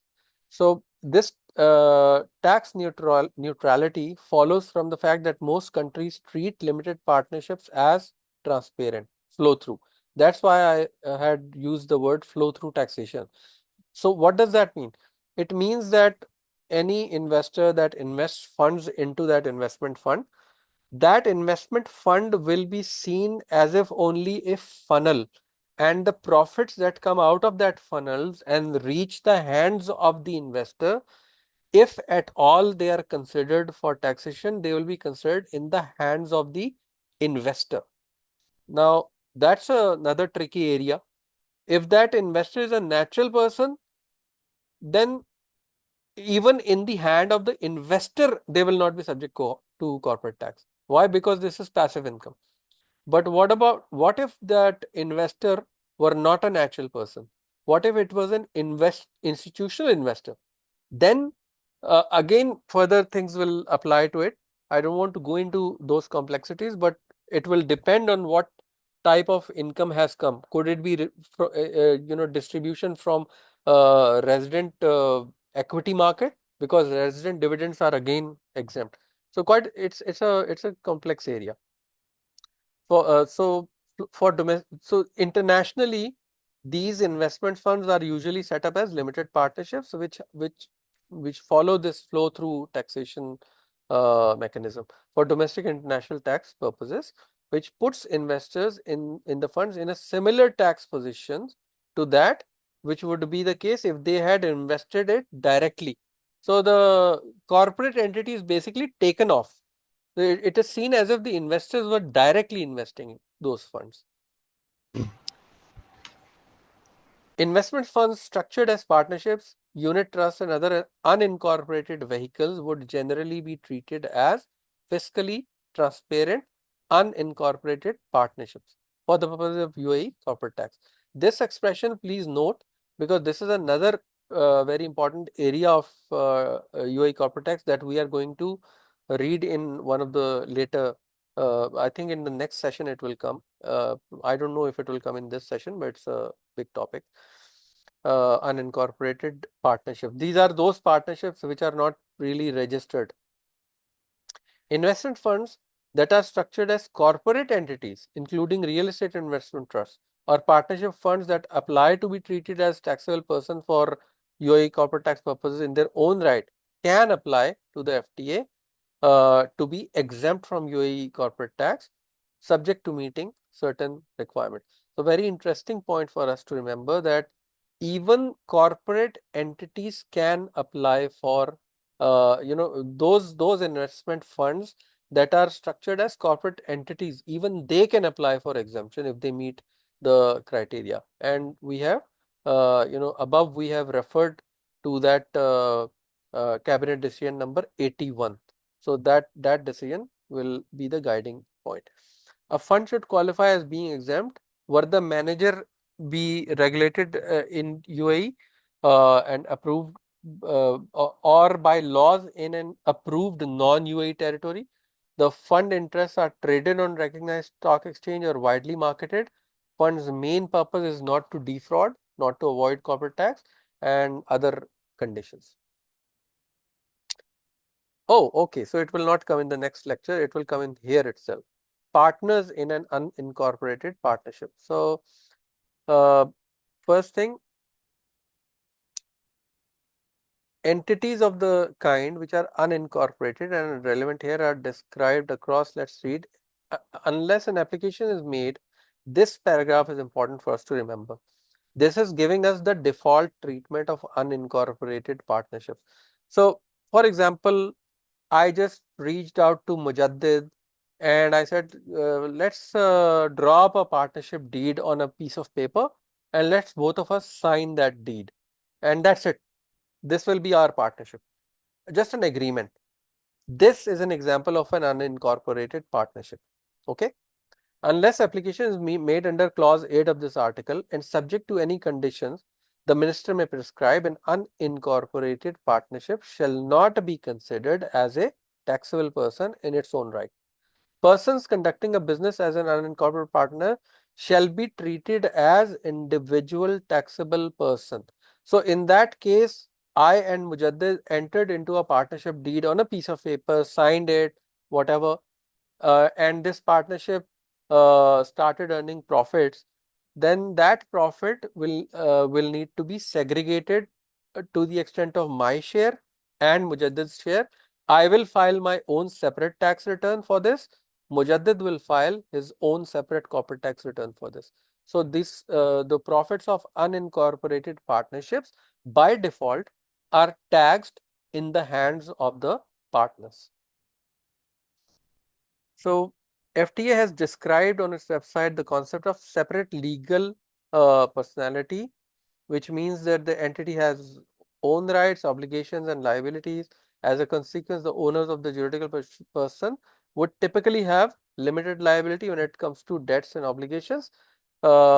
Consequently, an unincorporated and general partnership and incorporated partnership not having a legal personality should not be juridical person, but interestingly, general partnerships in a guide issued by FTA, this one, general partnership. Those of you who are new to the UAE, company law, corporate company law, I want to highlight this point for your knowledge, especially Haya and other people, maybe Mujaddid. Mujaddid, are you in UAE or outside UAE?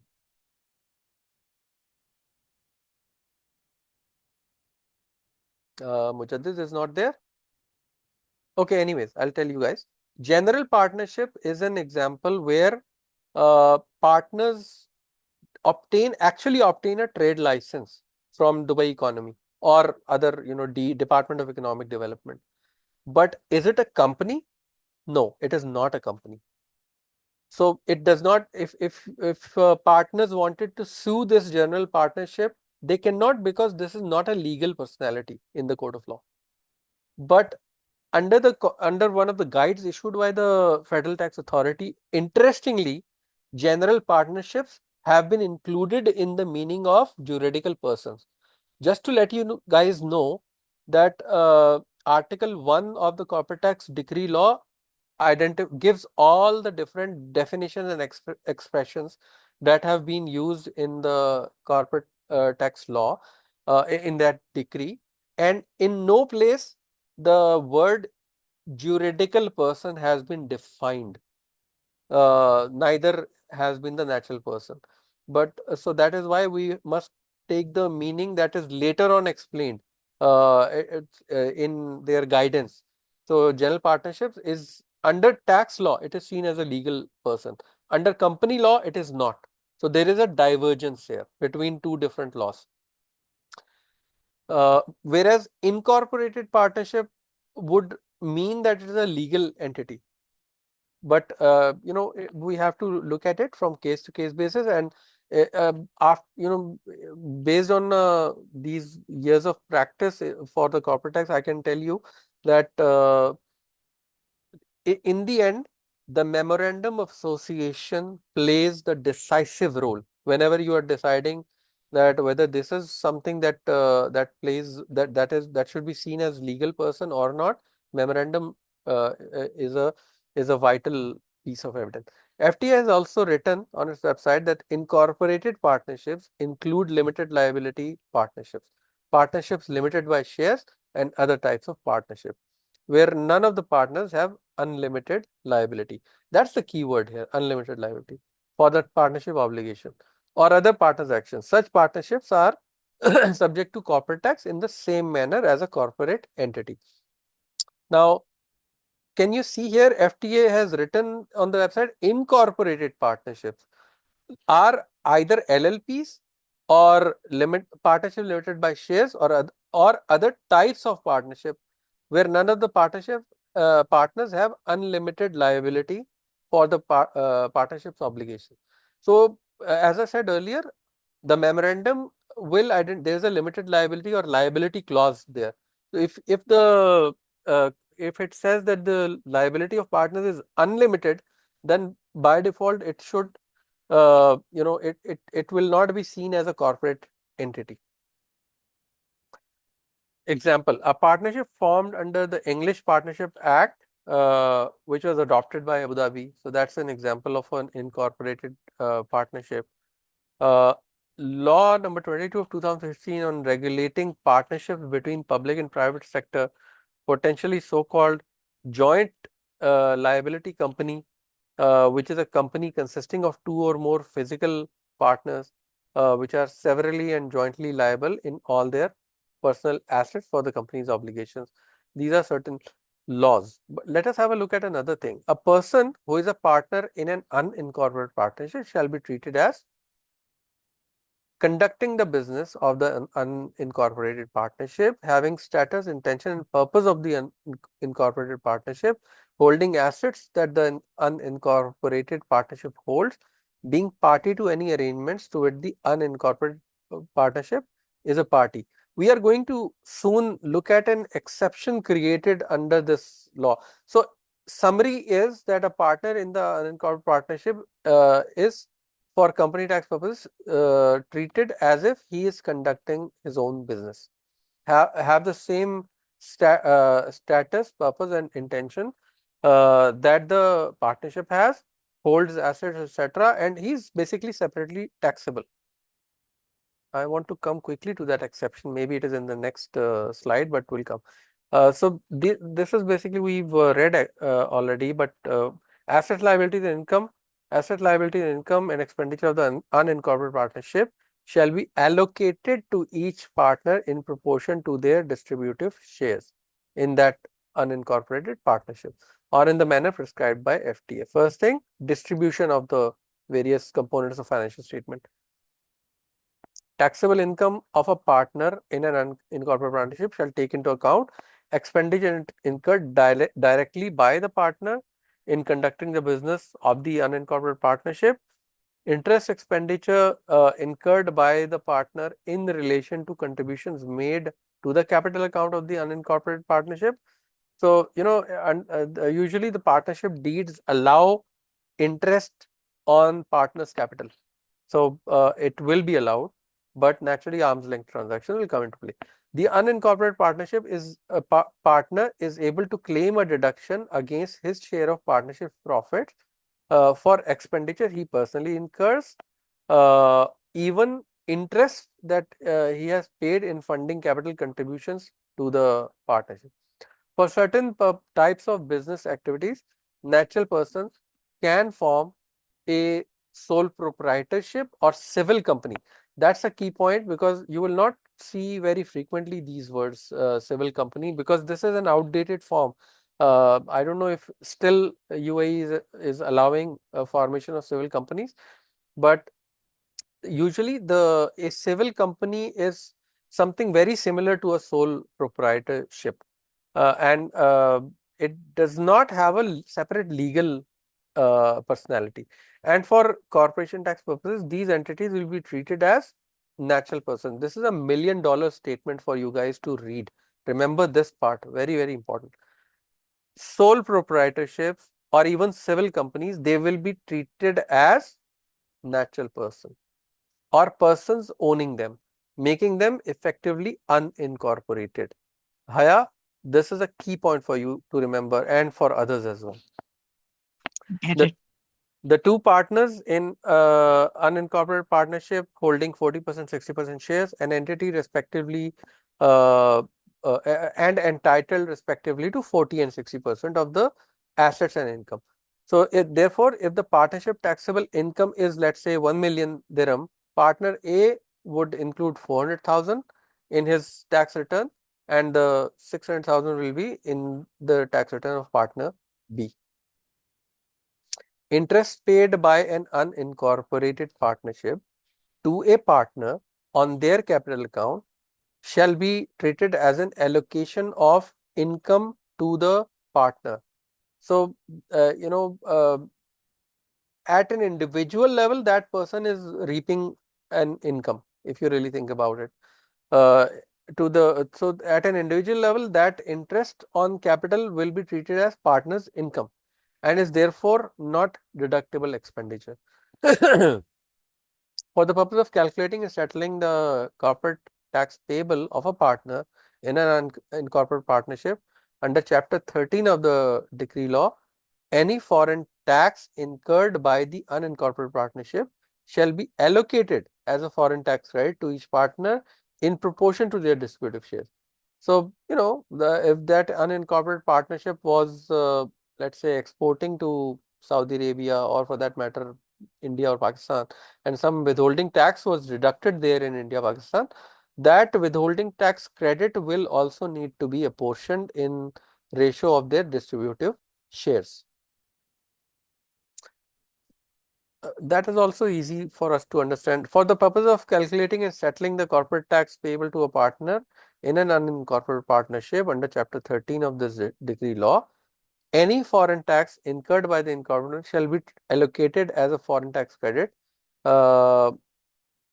part in proportion to their distributive share. So whatever remaining corporate tax payable is left for that particular partner, that will be paid along with submission of the return.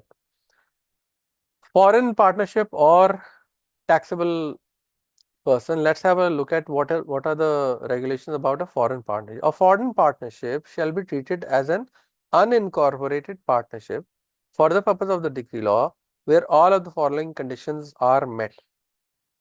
The foreign partnership is not subject to tax under the laws of the foreign jurisdiction. Each partner, so in that country, a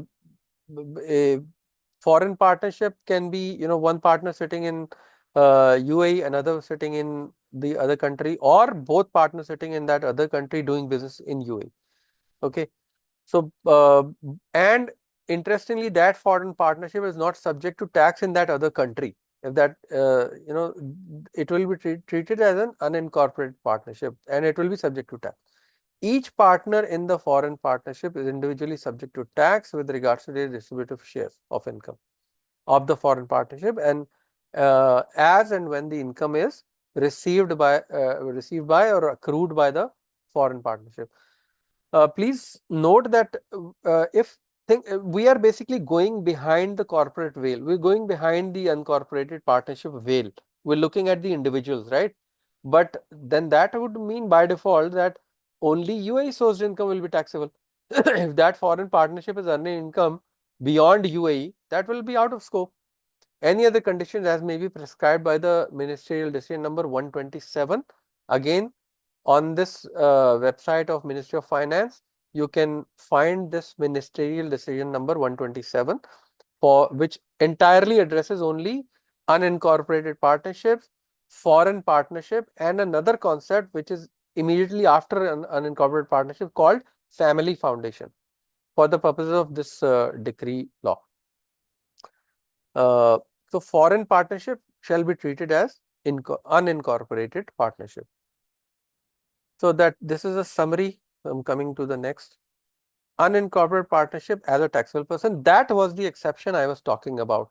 So those who are reading it for the first time, please make a note out of it. It is an exception created. The partners in an unincorporated partnership can make an application to FTA for the unincorporated partnership to be treated as a taxable person. Okay. Ministerial decision number 127 of 2023 on unincorporated partnership, foreign partnership, and family foundation for the purpose of this tax law, federal tax states the impact of such an application.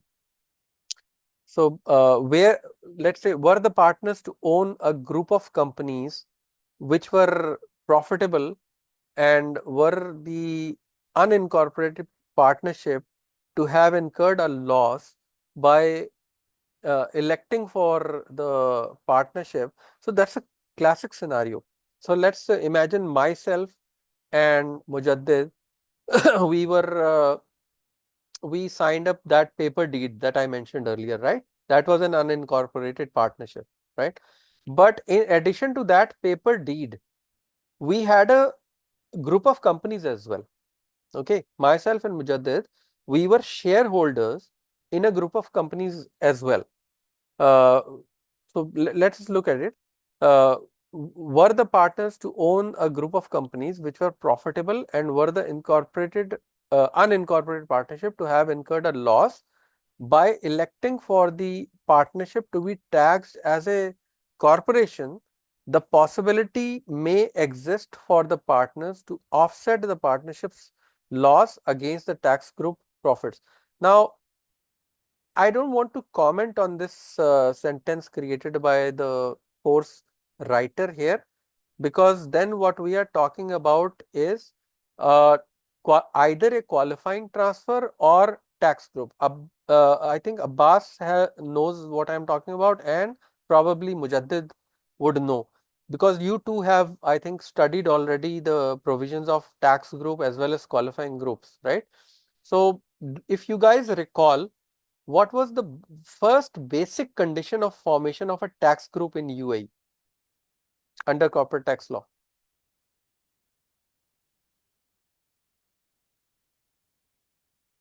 Can a natural person be part of the tax group? No. Correct. Abbas says that no. And yes, Yeah. this is the correct answer. A natural person cannot be part of the tax group. So only a juridical person, a legal person can be part of a tax group, right? So the question will come that if this unincorporated partnership went to FTA saying that, look, we would prefer to be taxed as one fiscal entity, right? Then that one fiscal entity's status will need to be a juridical person and not natural person to be included in the tax group. Am I right? Yes. So that, but there is no guidance provided by FTA yet whether this can actually happen. So be very careful while giving this advice, that if this scenario exists, there was an unincorporated partnership which has reached out to a FTA saying that please tax us not as individual partners, but as an unincorporated partnership at an entity level, then we should be careful about the change of status of that unincorporated partnership, and we should take a feedback over email from FTA whether this unincorporated partnership will be treated as a legal person or not. If they say that fine, we will allow you the status of a fiscal unit, but we are not going to accept that this is a legal person, then this will create a problem. So then we may end up giving the wrong advice. So these are the practical problems that come into play when we are actually practicing corporate tax law. Where an application under clause 8 of this article is approved. Okay, so we went back. I and Mujaddid went to FTA saying that please allow us to be taxed at entity level. We have an unincorporated partnership, and please allow us to be taxed as one fiscal unit. Then what will happen? The provisions shall no longer apply to the partners in the unincorporated partnership in respect of business conducted by the unincorporated partnership. It will not be seen as if we separately own the assets and income. Then the entity will be seen as owning the assets and income. Each partner in the unincorporated partnership shall remain jointly and severally liable. It will not by default absolve our several liability. We will still be we will still be subject or exposed to the liability of that unincorporated partnership. Jointly and severally we will be liable. One partner in the unincorporated partnership shall be appointed as the partner responsible. So wherever we read tax law, especially in UAE, there is always mention of responsible person. Whether formation of a tax group, one company has to be made as the representative or responsible company. Same thing goes in the unincorporated partnership. One partner will become the responsible partner for any obligation and proceeding for the unincorporated partnership. Similarly, if a foreign partnership elects to be taxed in the UAE as a company, then each partner is jointly and severally liable to the UAE company tax, and one partner is appointed as the responsible partner. Where the application is approved, the unincorporated partnership shall be treated as a taxable person effective from the commencement of the tax period. So retrospective for the year, that partnership will be considered as a taxable person at entity level in which the application is made. Okay, now as I had mentioned that immediately after unincorporated partnership, you will see the provisions related to family foundation. So quite a few interesting points are here. We will talk about it. A family foundation is any foundation, trust, or similar entity that meets the condition of this Article 17. We discussed about the difference between a trust structure and a foundation structure. Can somebody recall that and let me know what that difference is? The foundation was a league was a body corporate, as a Okay, trust is not. very good. Correct. This is the correct answer. Trust is similar to an unincorporated partnership, but yes, there may be some registrars in UAE that may even give that trust a separate legal personality. But generally speaking, trusts are similar to partnerships and they do not carry their own separate legal personality. But foundation is a very interesting legal structure which not only embeds the features of a trust, but it has a separate legal personality of its own as well. That is why foundations are the most popular structure for setting up family wealth and inheritance planning. Nowadays, foundations are a growing legal structure. So under the definition, basically, family foundation is a tax terminology. Remember, guys, this is not the corporate law terminology. It's a tax terminology, and the meaning is that it is usually a foundation, now the legal terminologies are coming, corporate law terminologies are coming. It can have the structure of a foundation, it can have the legal structure of a trust or other entity. Family foundation can make application to the FTA to be treated as an unincorporated partnership for the purposes of this decree law, where all of the following conditions are met. Now we are going to see some philanthropic angles as well. UAE foundations can be formed in DIFC. This is the most famous place where you can make a foundation. ADGM also, naturally wherever DIFC comes, ADGM is always following up, or RAC ICC, three places you can form a foundation. If the application is successful, then the family foundation is not a taxable person. So by default, it is not a taxable person, it has to apply. This means that the foundation ceases being a taxable person. Okay,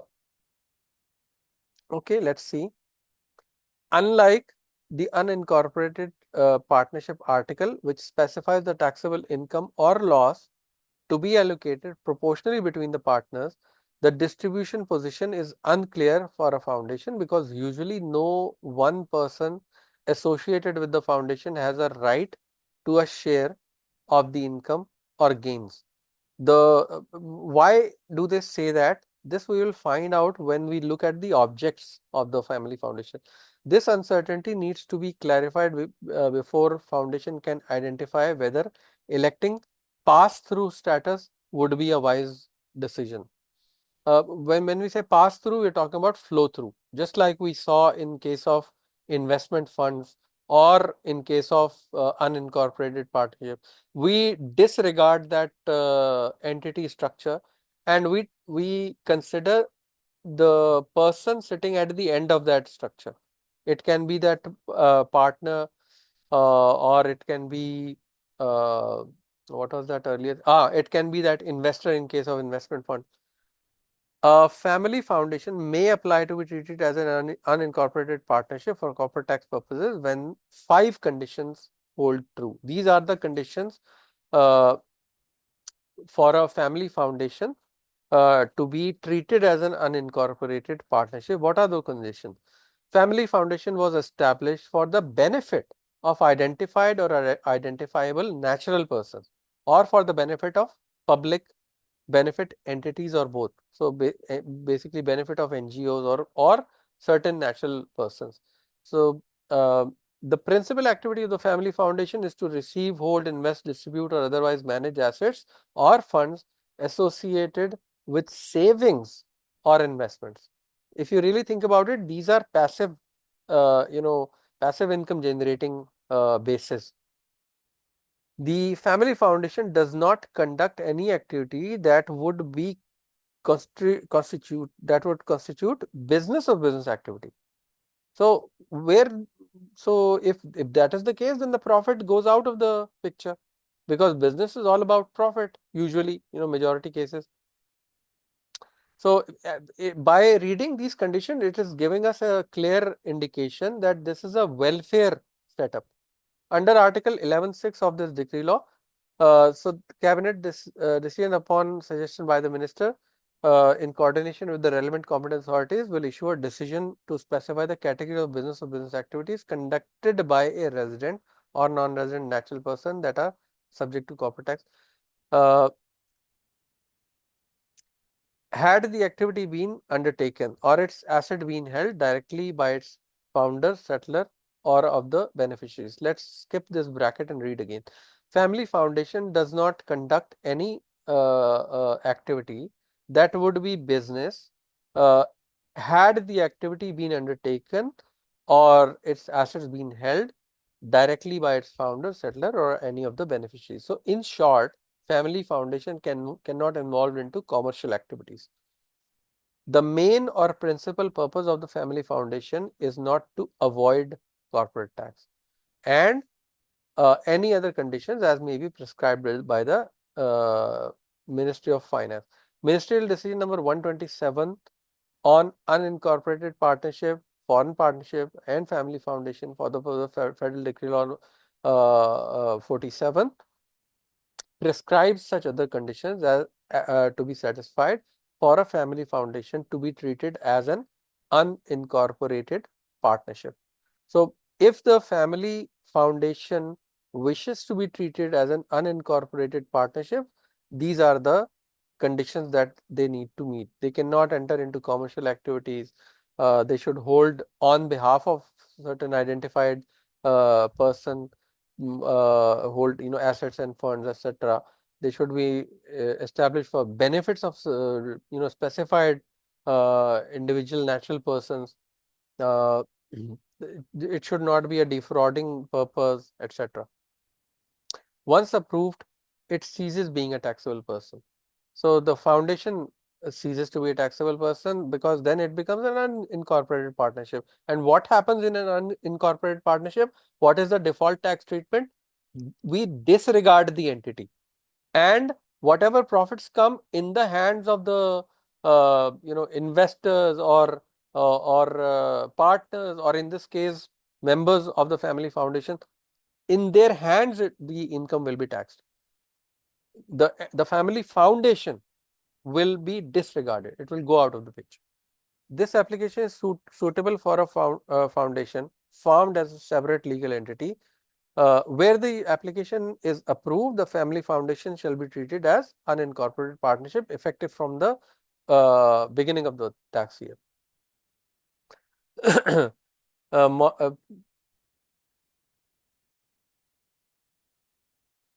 So, FTA can ask information from that family foundation whether they are compliant with the conditions that we saw above, 5 conditions. Okay, if they don't meet the condition, then this exemption or disregarding of the taxable person status will be revoked, and that family foundation will be taxed. Qualifying free zone person, this may be a big topic, and covering it in one go is going to be a tough challenge, but okay, let's see. Since we are studying only Article 18, we can live with it, but maybe we'll have to discuss it in a bit more detail later on. So let us first of all understand, before even reading the definition of qualifying free zone persons, first let us read the definition of free zone person. A free zone person is a juridical person. Keyword, guys.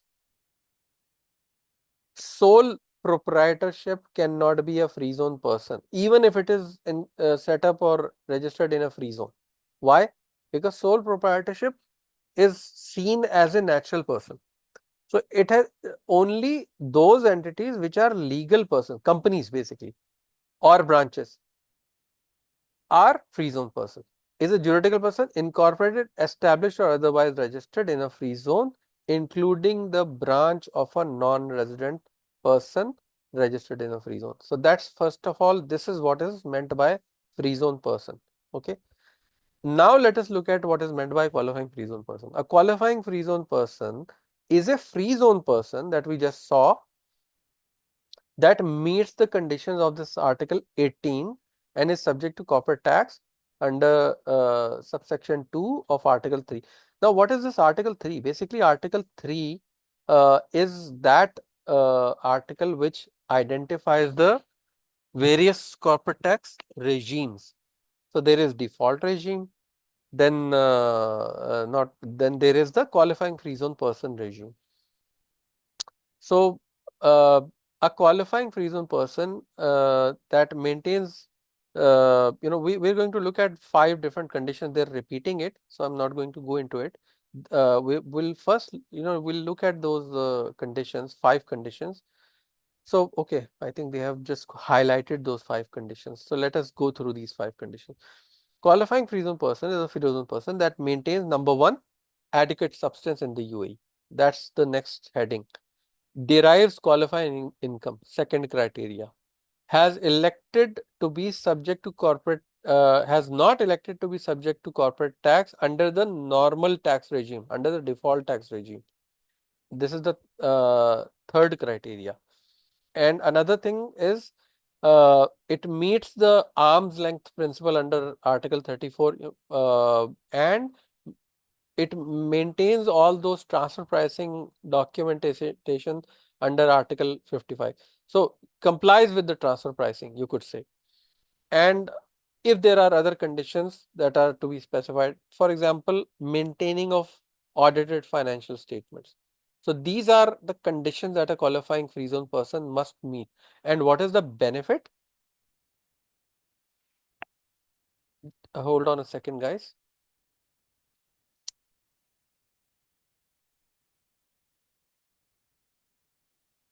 So just give me a second. I will be back.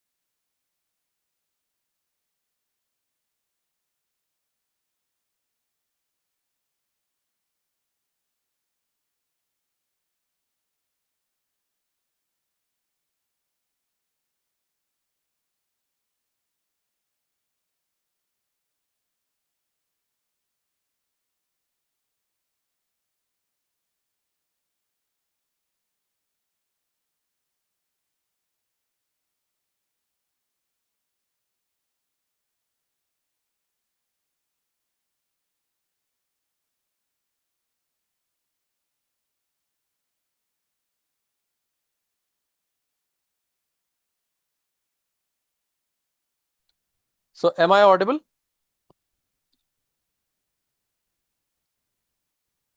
But hello, guys, can you hear me?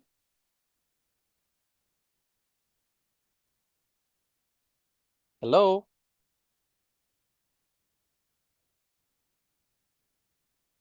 Your voice is very distorted.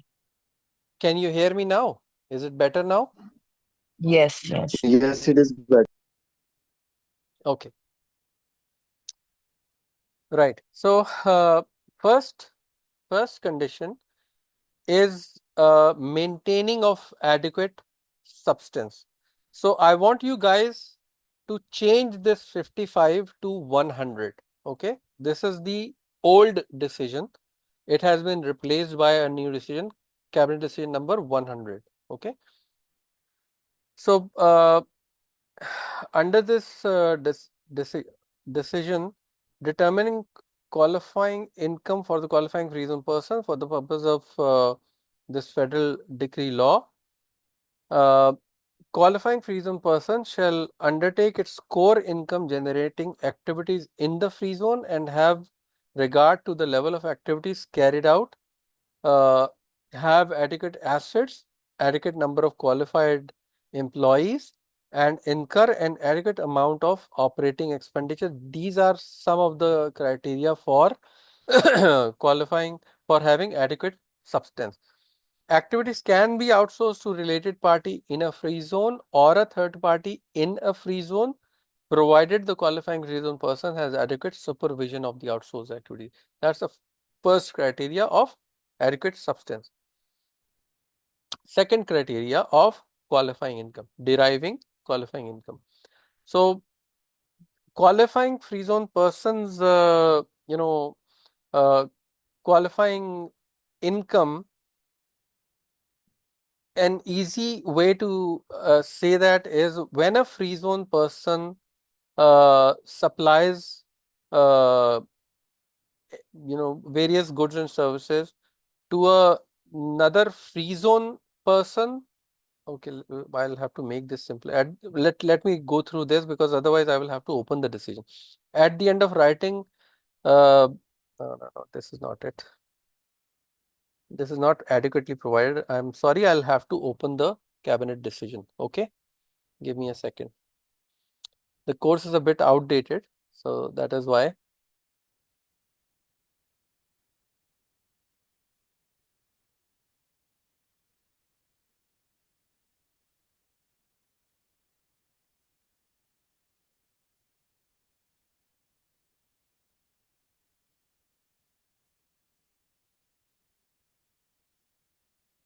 Uh,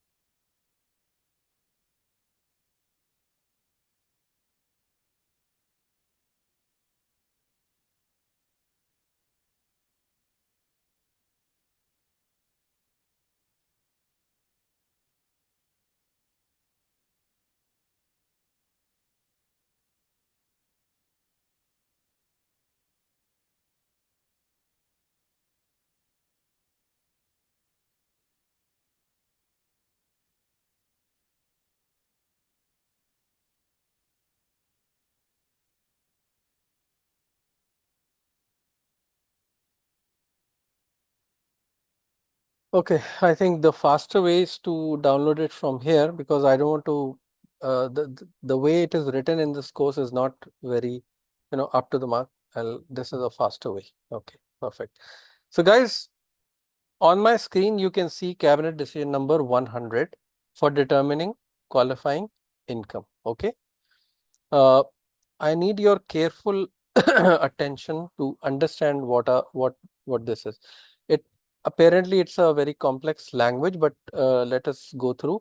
For the purpose of application of Article 18 of the Corporate Tax Law, qualifying income of the qualifying free zone person shall include the below categories of income, provided that such income is not attributed to a domestic permanent establishment or foreign permanent establishment. You can, for the time being, disregard this, or derive from the ownership or exploration of immovable property in accordance with the Article 6 of the decision, or considered taxable income under clauses this. For the time being, disregard what you've read here. Simply focus on this. Okay. What are we reading? We are reading qualifying income basically. So when a free zone person sells to whom or derives income from transactions with another free zone person. That's the first scenario. I need you guys, one of you, to repeat it. Maybe Haya can support me in this. Haya, are you available? Can you respond to what I've Yes. just said? So first category is what? When a free zone person sells to I didn't listen actually. When a free zone person sells to? another free zone person. Yes. That's the first scenario. First scenario. Okay. When a free zone person Yes. sells to another free zone person, okay, that will mean it is earning Qualifying income. qualifying income. But there is an exception, except for income from excluded activities. Okay. Now the question is, what are these excluded activities, right? Someone has to ask this question. What is this excluded activities, right? So answer to this excluded activities is provided by another decision, which is ministerial decision number 265. 265. Okay. And these excluded activities are provided in Article 2 of this decision, qualifying activities and excluded activities. The first part is all qualifying activities, and only these few categories are excluded activities. Transaction with natural person, banking activities, insurance activities, finance and leasing activities, ownership or exploitation of movable property, any other activity. These are what? These are excluded activities. So now we can, these are excluded activities. So now we can read back that when a free zone person derives income from transactions with another free zone person, except the excluded activities. Is this point clear to you guys? Yes. Abbas, can you comment on that? Mujaddid, any person else? No, no, it's fine. It's clear. It's clear. Kalima, is this point clear? Yes, it's clear. Okay. That was the first thing. Mr. Tanu, you ever face any difficulty, please let me know immediately and I will clarify this point. Second scenario, when a free zone person, let me remove this thing from here, derives income from transactions with whom? In non-free zone Non-free zone. person. But this time, That means, yeah, go ahead. yeah, sure. Mainland? Yes, non-free zone person would Free be zone. every person other than a free zone person. It can be mainland, it can be export customer sitting in other countries. Okay. Right? Okay. Yes. This point is clear? Yes. So free zone person selling to another free zone person, but excluding the excluded activities. Second scenario is free zone person selling to everyone else other than a free zone person, but only restricted to qualifying activities. This time, the scope of the activities has been limited. It has been reduced to only which activities? Qualifying activities. Qualifying activities. The question should come to our mind. Okay, we learnt excluded activities. There were only few, 4, 5, 6, 7 activities were excluded activities, right? But what are qualifying activities? Answer is this one. The first clause. These are total of 14 or 14 activities that are identified as qualifying activities. Okay, and these include manufacturing of goods or material, processing of goods or material, trading of qualifying commodities, holding of shares and other securities for investment purposes, ownership, management and operation of ships, reinsurance activities. Remember, insurance is not included in it, only reinsurance. Fund management services, wealth and investment management services, headquarter activities to related parties, treasury and financing services to related parties, financing and leasing of aircraft. This, which is very innocent, but this is the most complex one. Distribution of goods or materials in or from a designated zone, logistics, easy one, and any other activities that are ancillary to all of the above. These are in total A to N, right? 14 activities. These 14 activities are called the qualifying activities. So if you really think about it, how many activities are there in the world of business? Millions, right? For those millions of activities, this tax law has created 3 sets. This is the first set, 14 activities. These 14 activities are called qualifying activities. That's the first point for us to remember. Then the second set, these activities are called excluded activities. They are only from A to F. A, B, C, D, E, F. 6 activities. These are called excluded activities. And then the third set is the rest of the millions of types of activities. Okay. So we need to remember this. When a free zone person derives income from transaction with non-free zone persons, the only thing that they can sell is how many activities? 14 qualifying activities. 14 qualifying activities. That's the second scenario. Another third scenario is given. When a free zone person derives income from the ownership or exploitation of qualifying intellectual property. This has been explained later. I'm not going to go into that detail, but just for your remembrance, if a free zone person derives income from ownership or exploitation of qualifying intellectual property, then it will still give rise to qualifying income. Okay. And then the last one, any other income, provided that the qualifying free zone person satisfies the de minimis requirement. Do you remember I used this word de minimis earlier? Less than Yes. 5%. First This is that of the revenue. 5%. This is that 5%.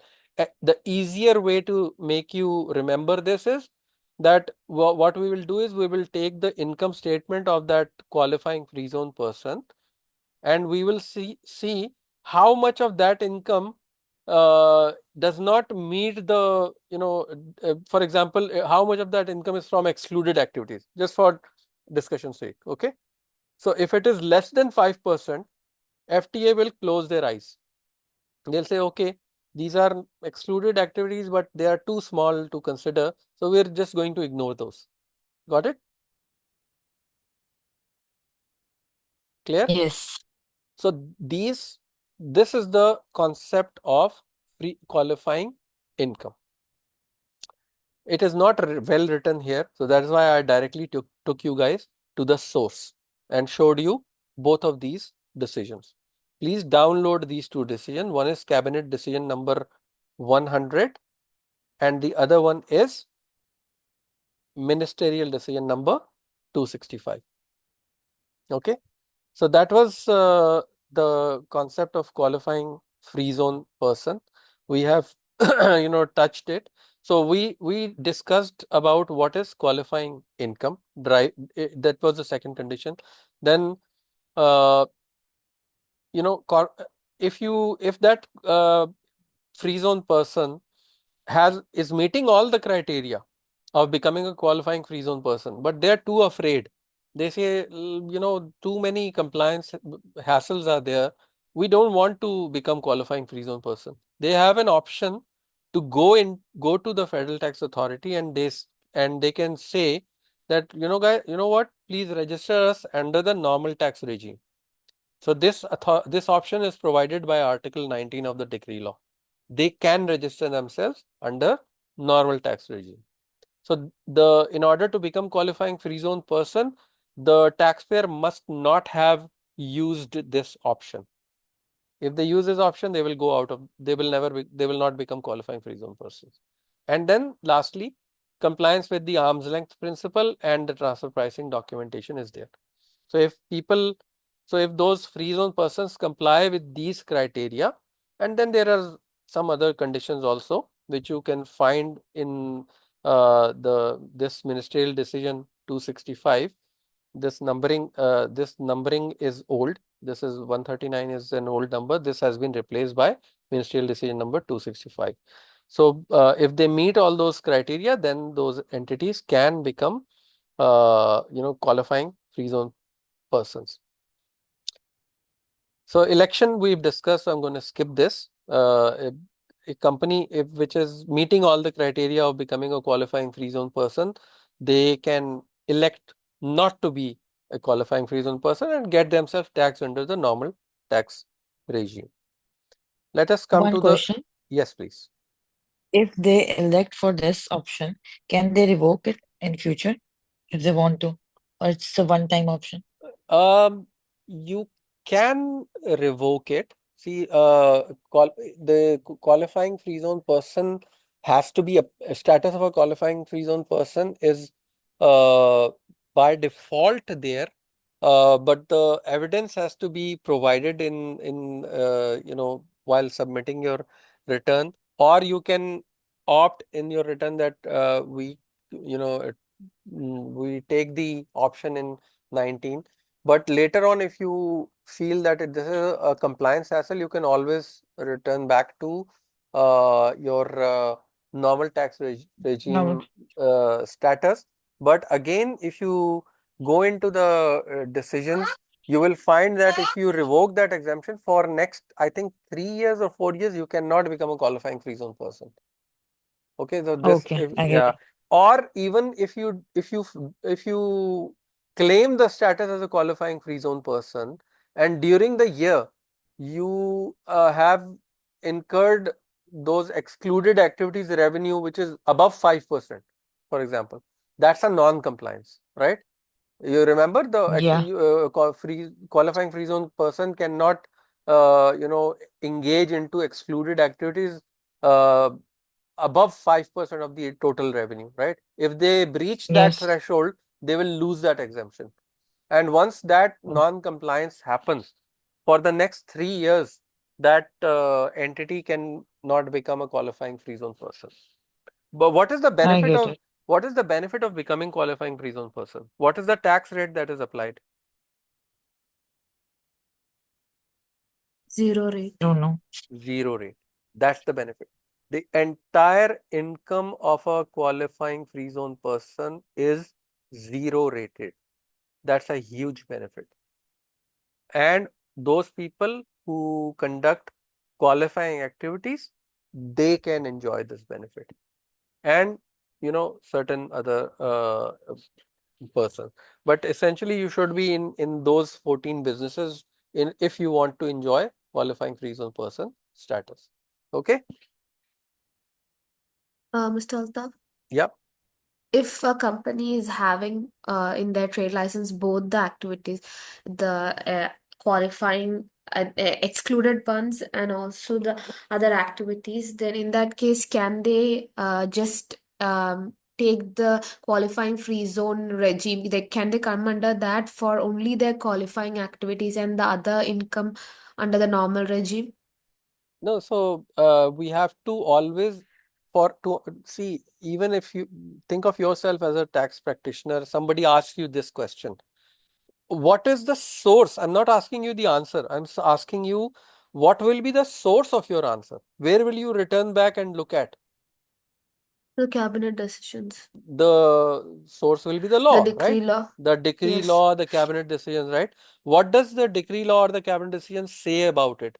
They don't talk about trade license, right? No, What I they talk, meant no, let me answer. The law does not talk about what is mentioned in the trade license. The law talks about how much part of your revenue that you have actually recorded, actually reported, is qualifying revenue and how much is de minimis, how much is excluded activity. The decision or the assessment or our review or conclusion will be based on the actual activity, not on the basis of trade license. And secondly, what I understood your question was, can that entity which has excluded activities also as part of their trade license maintain separate books, etc.? No, the answer is no. Why? Because you cannot under one trade you cannot file two returns for one trade license, right? You will be issued one TRN. So one entity is issued one TRN. One entity will never be issued two different TRNs. That is where you as a corporate tax advisor come in. That is where you tell the client, look, it will go to your benefit if you create a separate entity and move all of your excluded activities revenue to that entity, so that the good revenue should only remain in your company, and all that excluded activities revenue moves into another entity, and there you can follow the default tax regime. So keep the qualifying revenue in your entity and enjoy the zero rating of tax on it. That's how we can. That's where the restructuring advice comes in. Got it? yeah. Any other questions? Okay, let's read the question number 1. A qualifying free zone person can make an election to be subject to corporate tax at the rate specified under Article 3, sub clause 1 of this decree law. At the date of writing, this would be what percent? So remember, 9%. 9%. Yes. Why? Because Article 3 is the regime article. It tells the default tax regime under clause 1, and it tells the qualifying free zone person regime under clause 2. So 9% is the answer.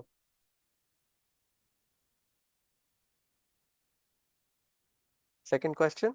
In December the Ministry of Finance published the decree law on the taxation of corporation and business, which became effective 15 days after. So we're talking about corporate tax law. Which year was it introduced? 2022. 22. 3. Select all that will apply. Which of the following statements are true regarding a taxable person? A taxable person can only be a resident person. Is this true? No. This is not true. Non-residents can be. A taxable person shall be either a resident person or a non-resident person. True. Taxable persons are either persons from the UAE or persons from another country which have earned income in the UAE in specified circumstances. Yes. A taxable person is a non-resident from the UAE that has earned income in extractive or non-extractive business. False. Is a non-resident from the UAE. Doesn't make sense, right? False. Shall we go? Submit? Yes. Okay. Correct. Question number 3. True or false? Business or business activity as defined under Article 1. Article 1 is entirely about definitions.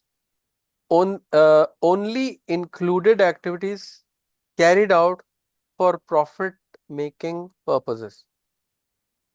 True? False. False. I don't think it is written like that. I think yes. It is not written like that, but let's see. Incorrect.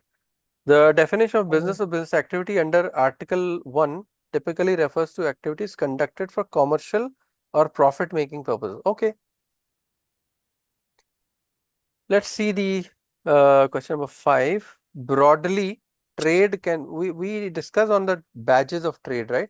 Broadly, trade can be taken to refer to operations of a commercial kind by which the trader provides to customers for reward some kind of goods or services. The extension of the definition to venues in the nature of trade allows for the inclusion of isolated or speculative transactions, although not all such transactions would be within the definition.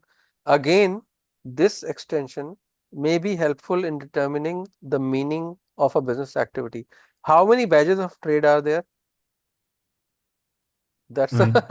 9. Okay, that's a test of memory. But anyways, we'll just go with it. Correct. Oh, so you remembered. Okay, good. True or false? Unless an application is made under Article 16, the subject and subject to any conditions, the minister may prescribe an unincorporated partnership shall not be considered a taxable person in its own right. Okay, yeah, this is what it is. Unincorporated partnership shall not be considered a taxable person by default, right? And persons conducting a business as an unincorporated partnership shall be treated as individual taxable persons for the purpose of Decree Law 47 of 2022. True. True. Okay. Select all that shall apply. Which of the following statements is included in the definition of A, qualifying free zone person? Okay, let's see the definition of a qualifying free zone person. Free zone person that maintains adequate substance in the UAE, Yes. does not derive qualifying income, False. false, has elected to be subject to corporate tax as per Article 3(1). No. No, has correct, Right. that's false.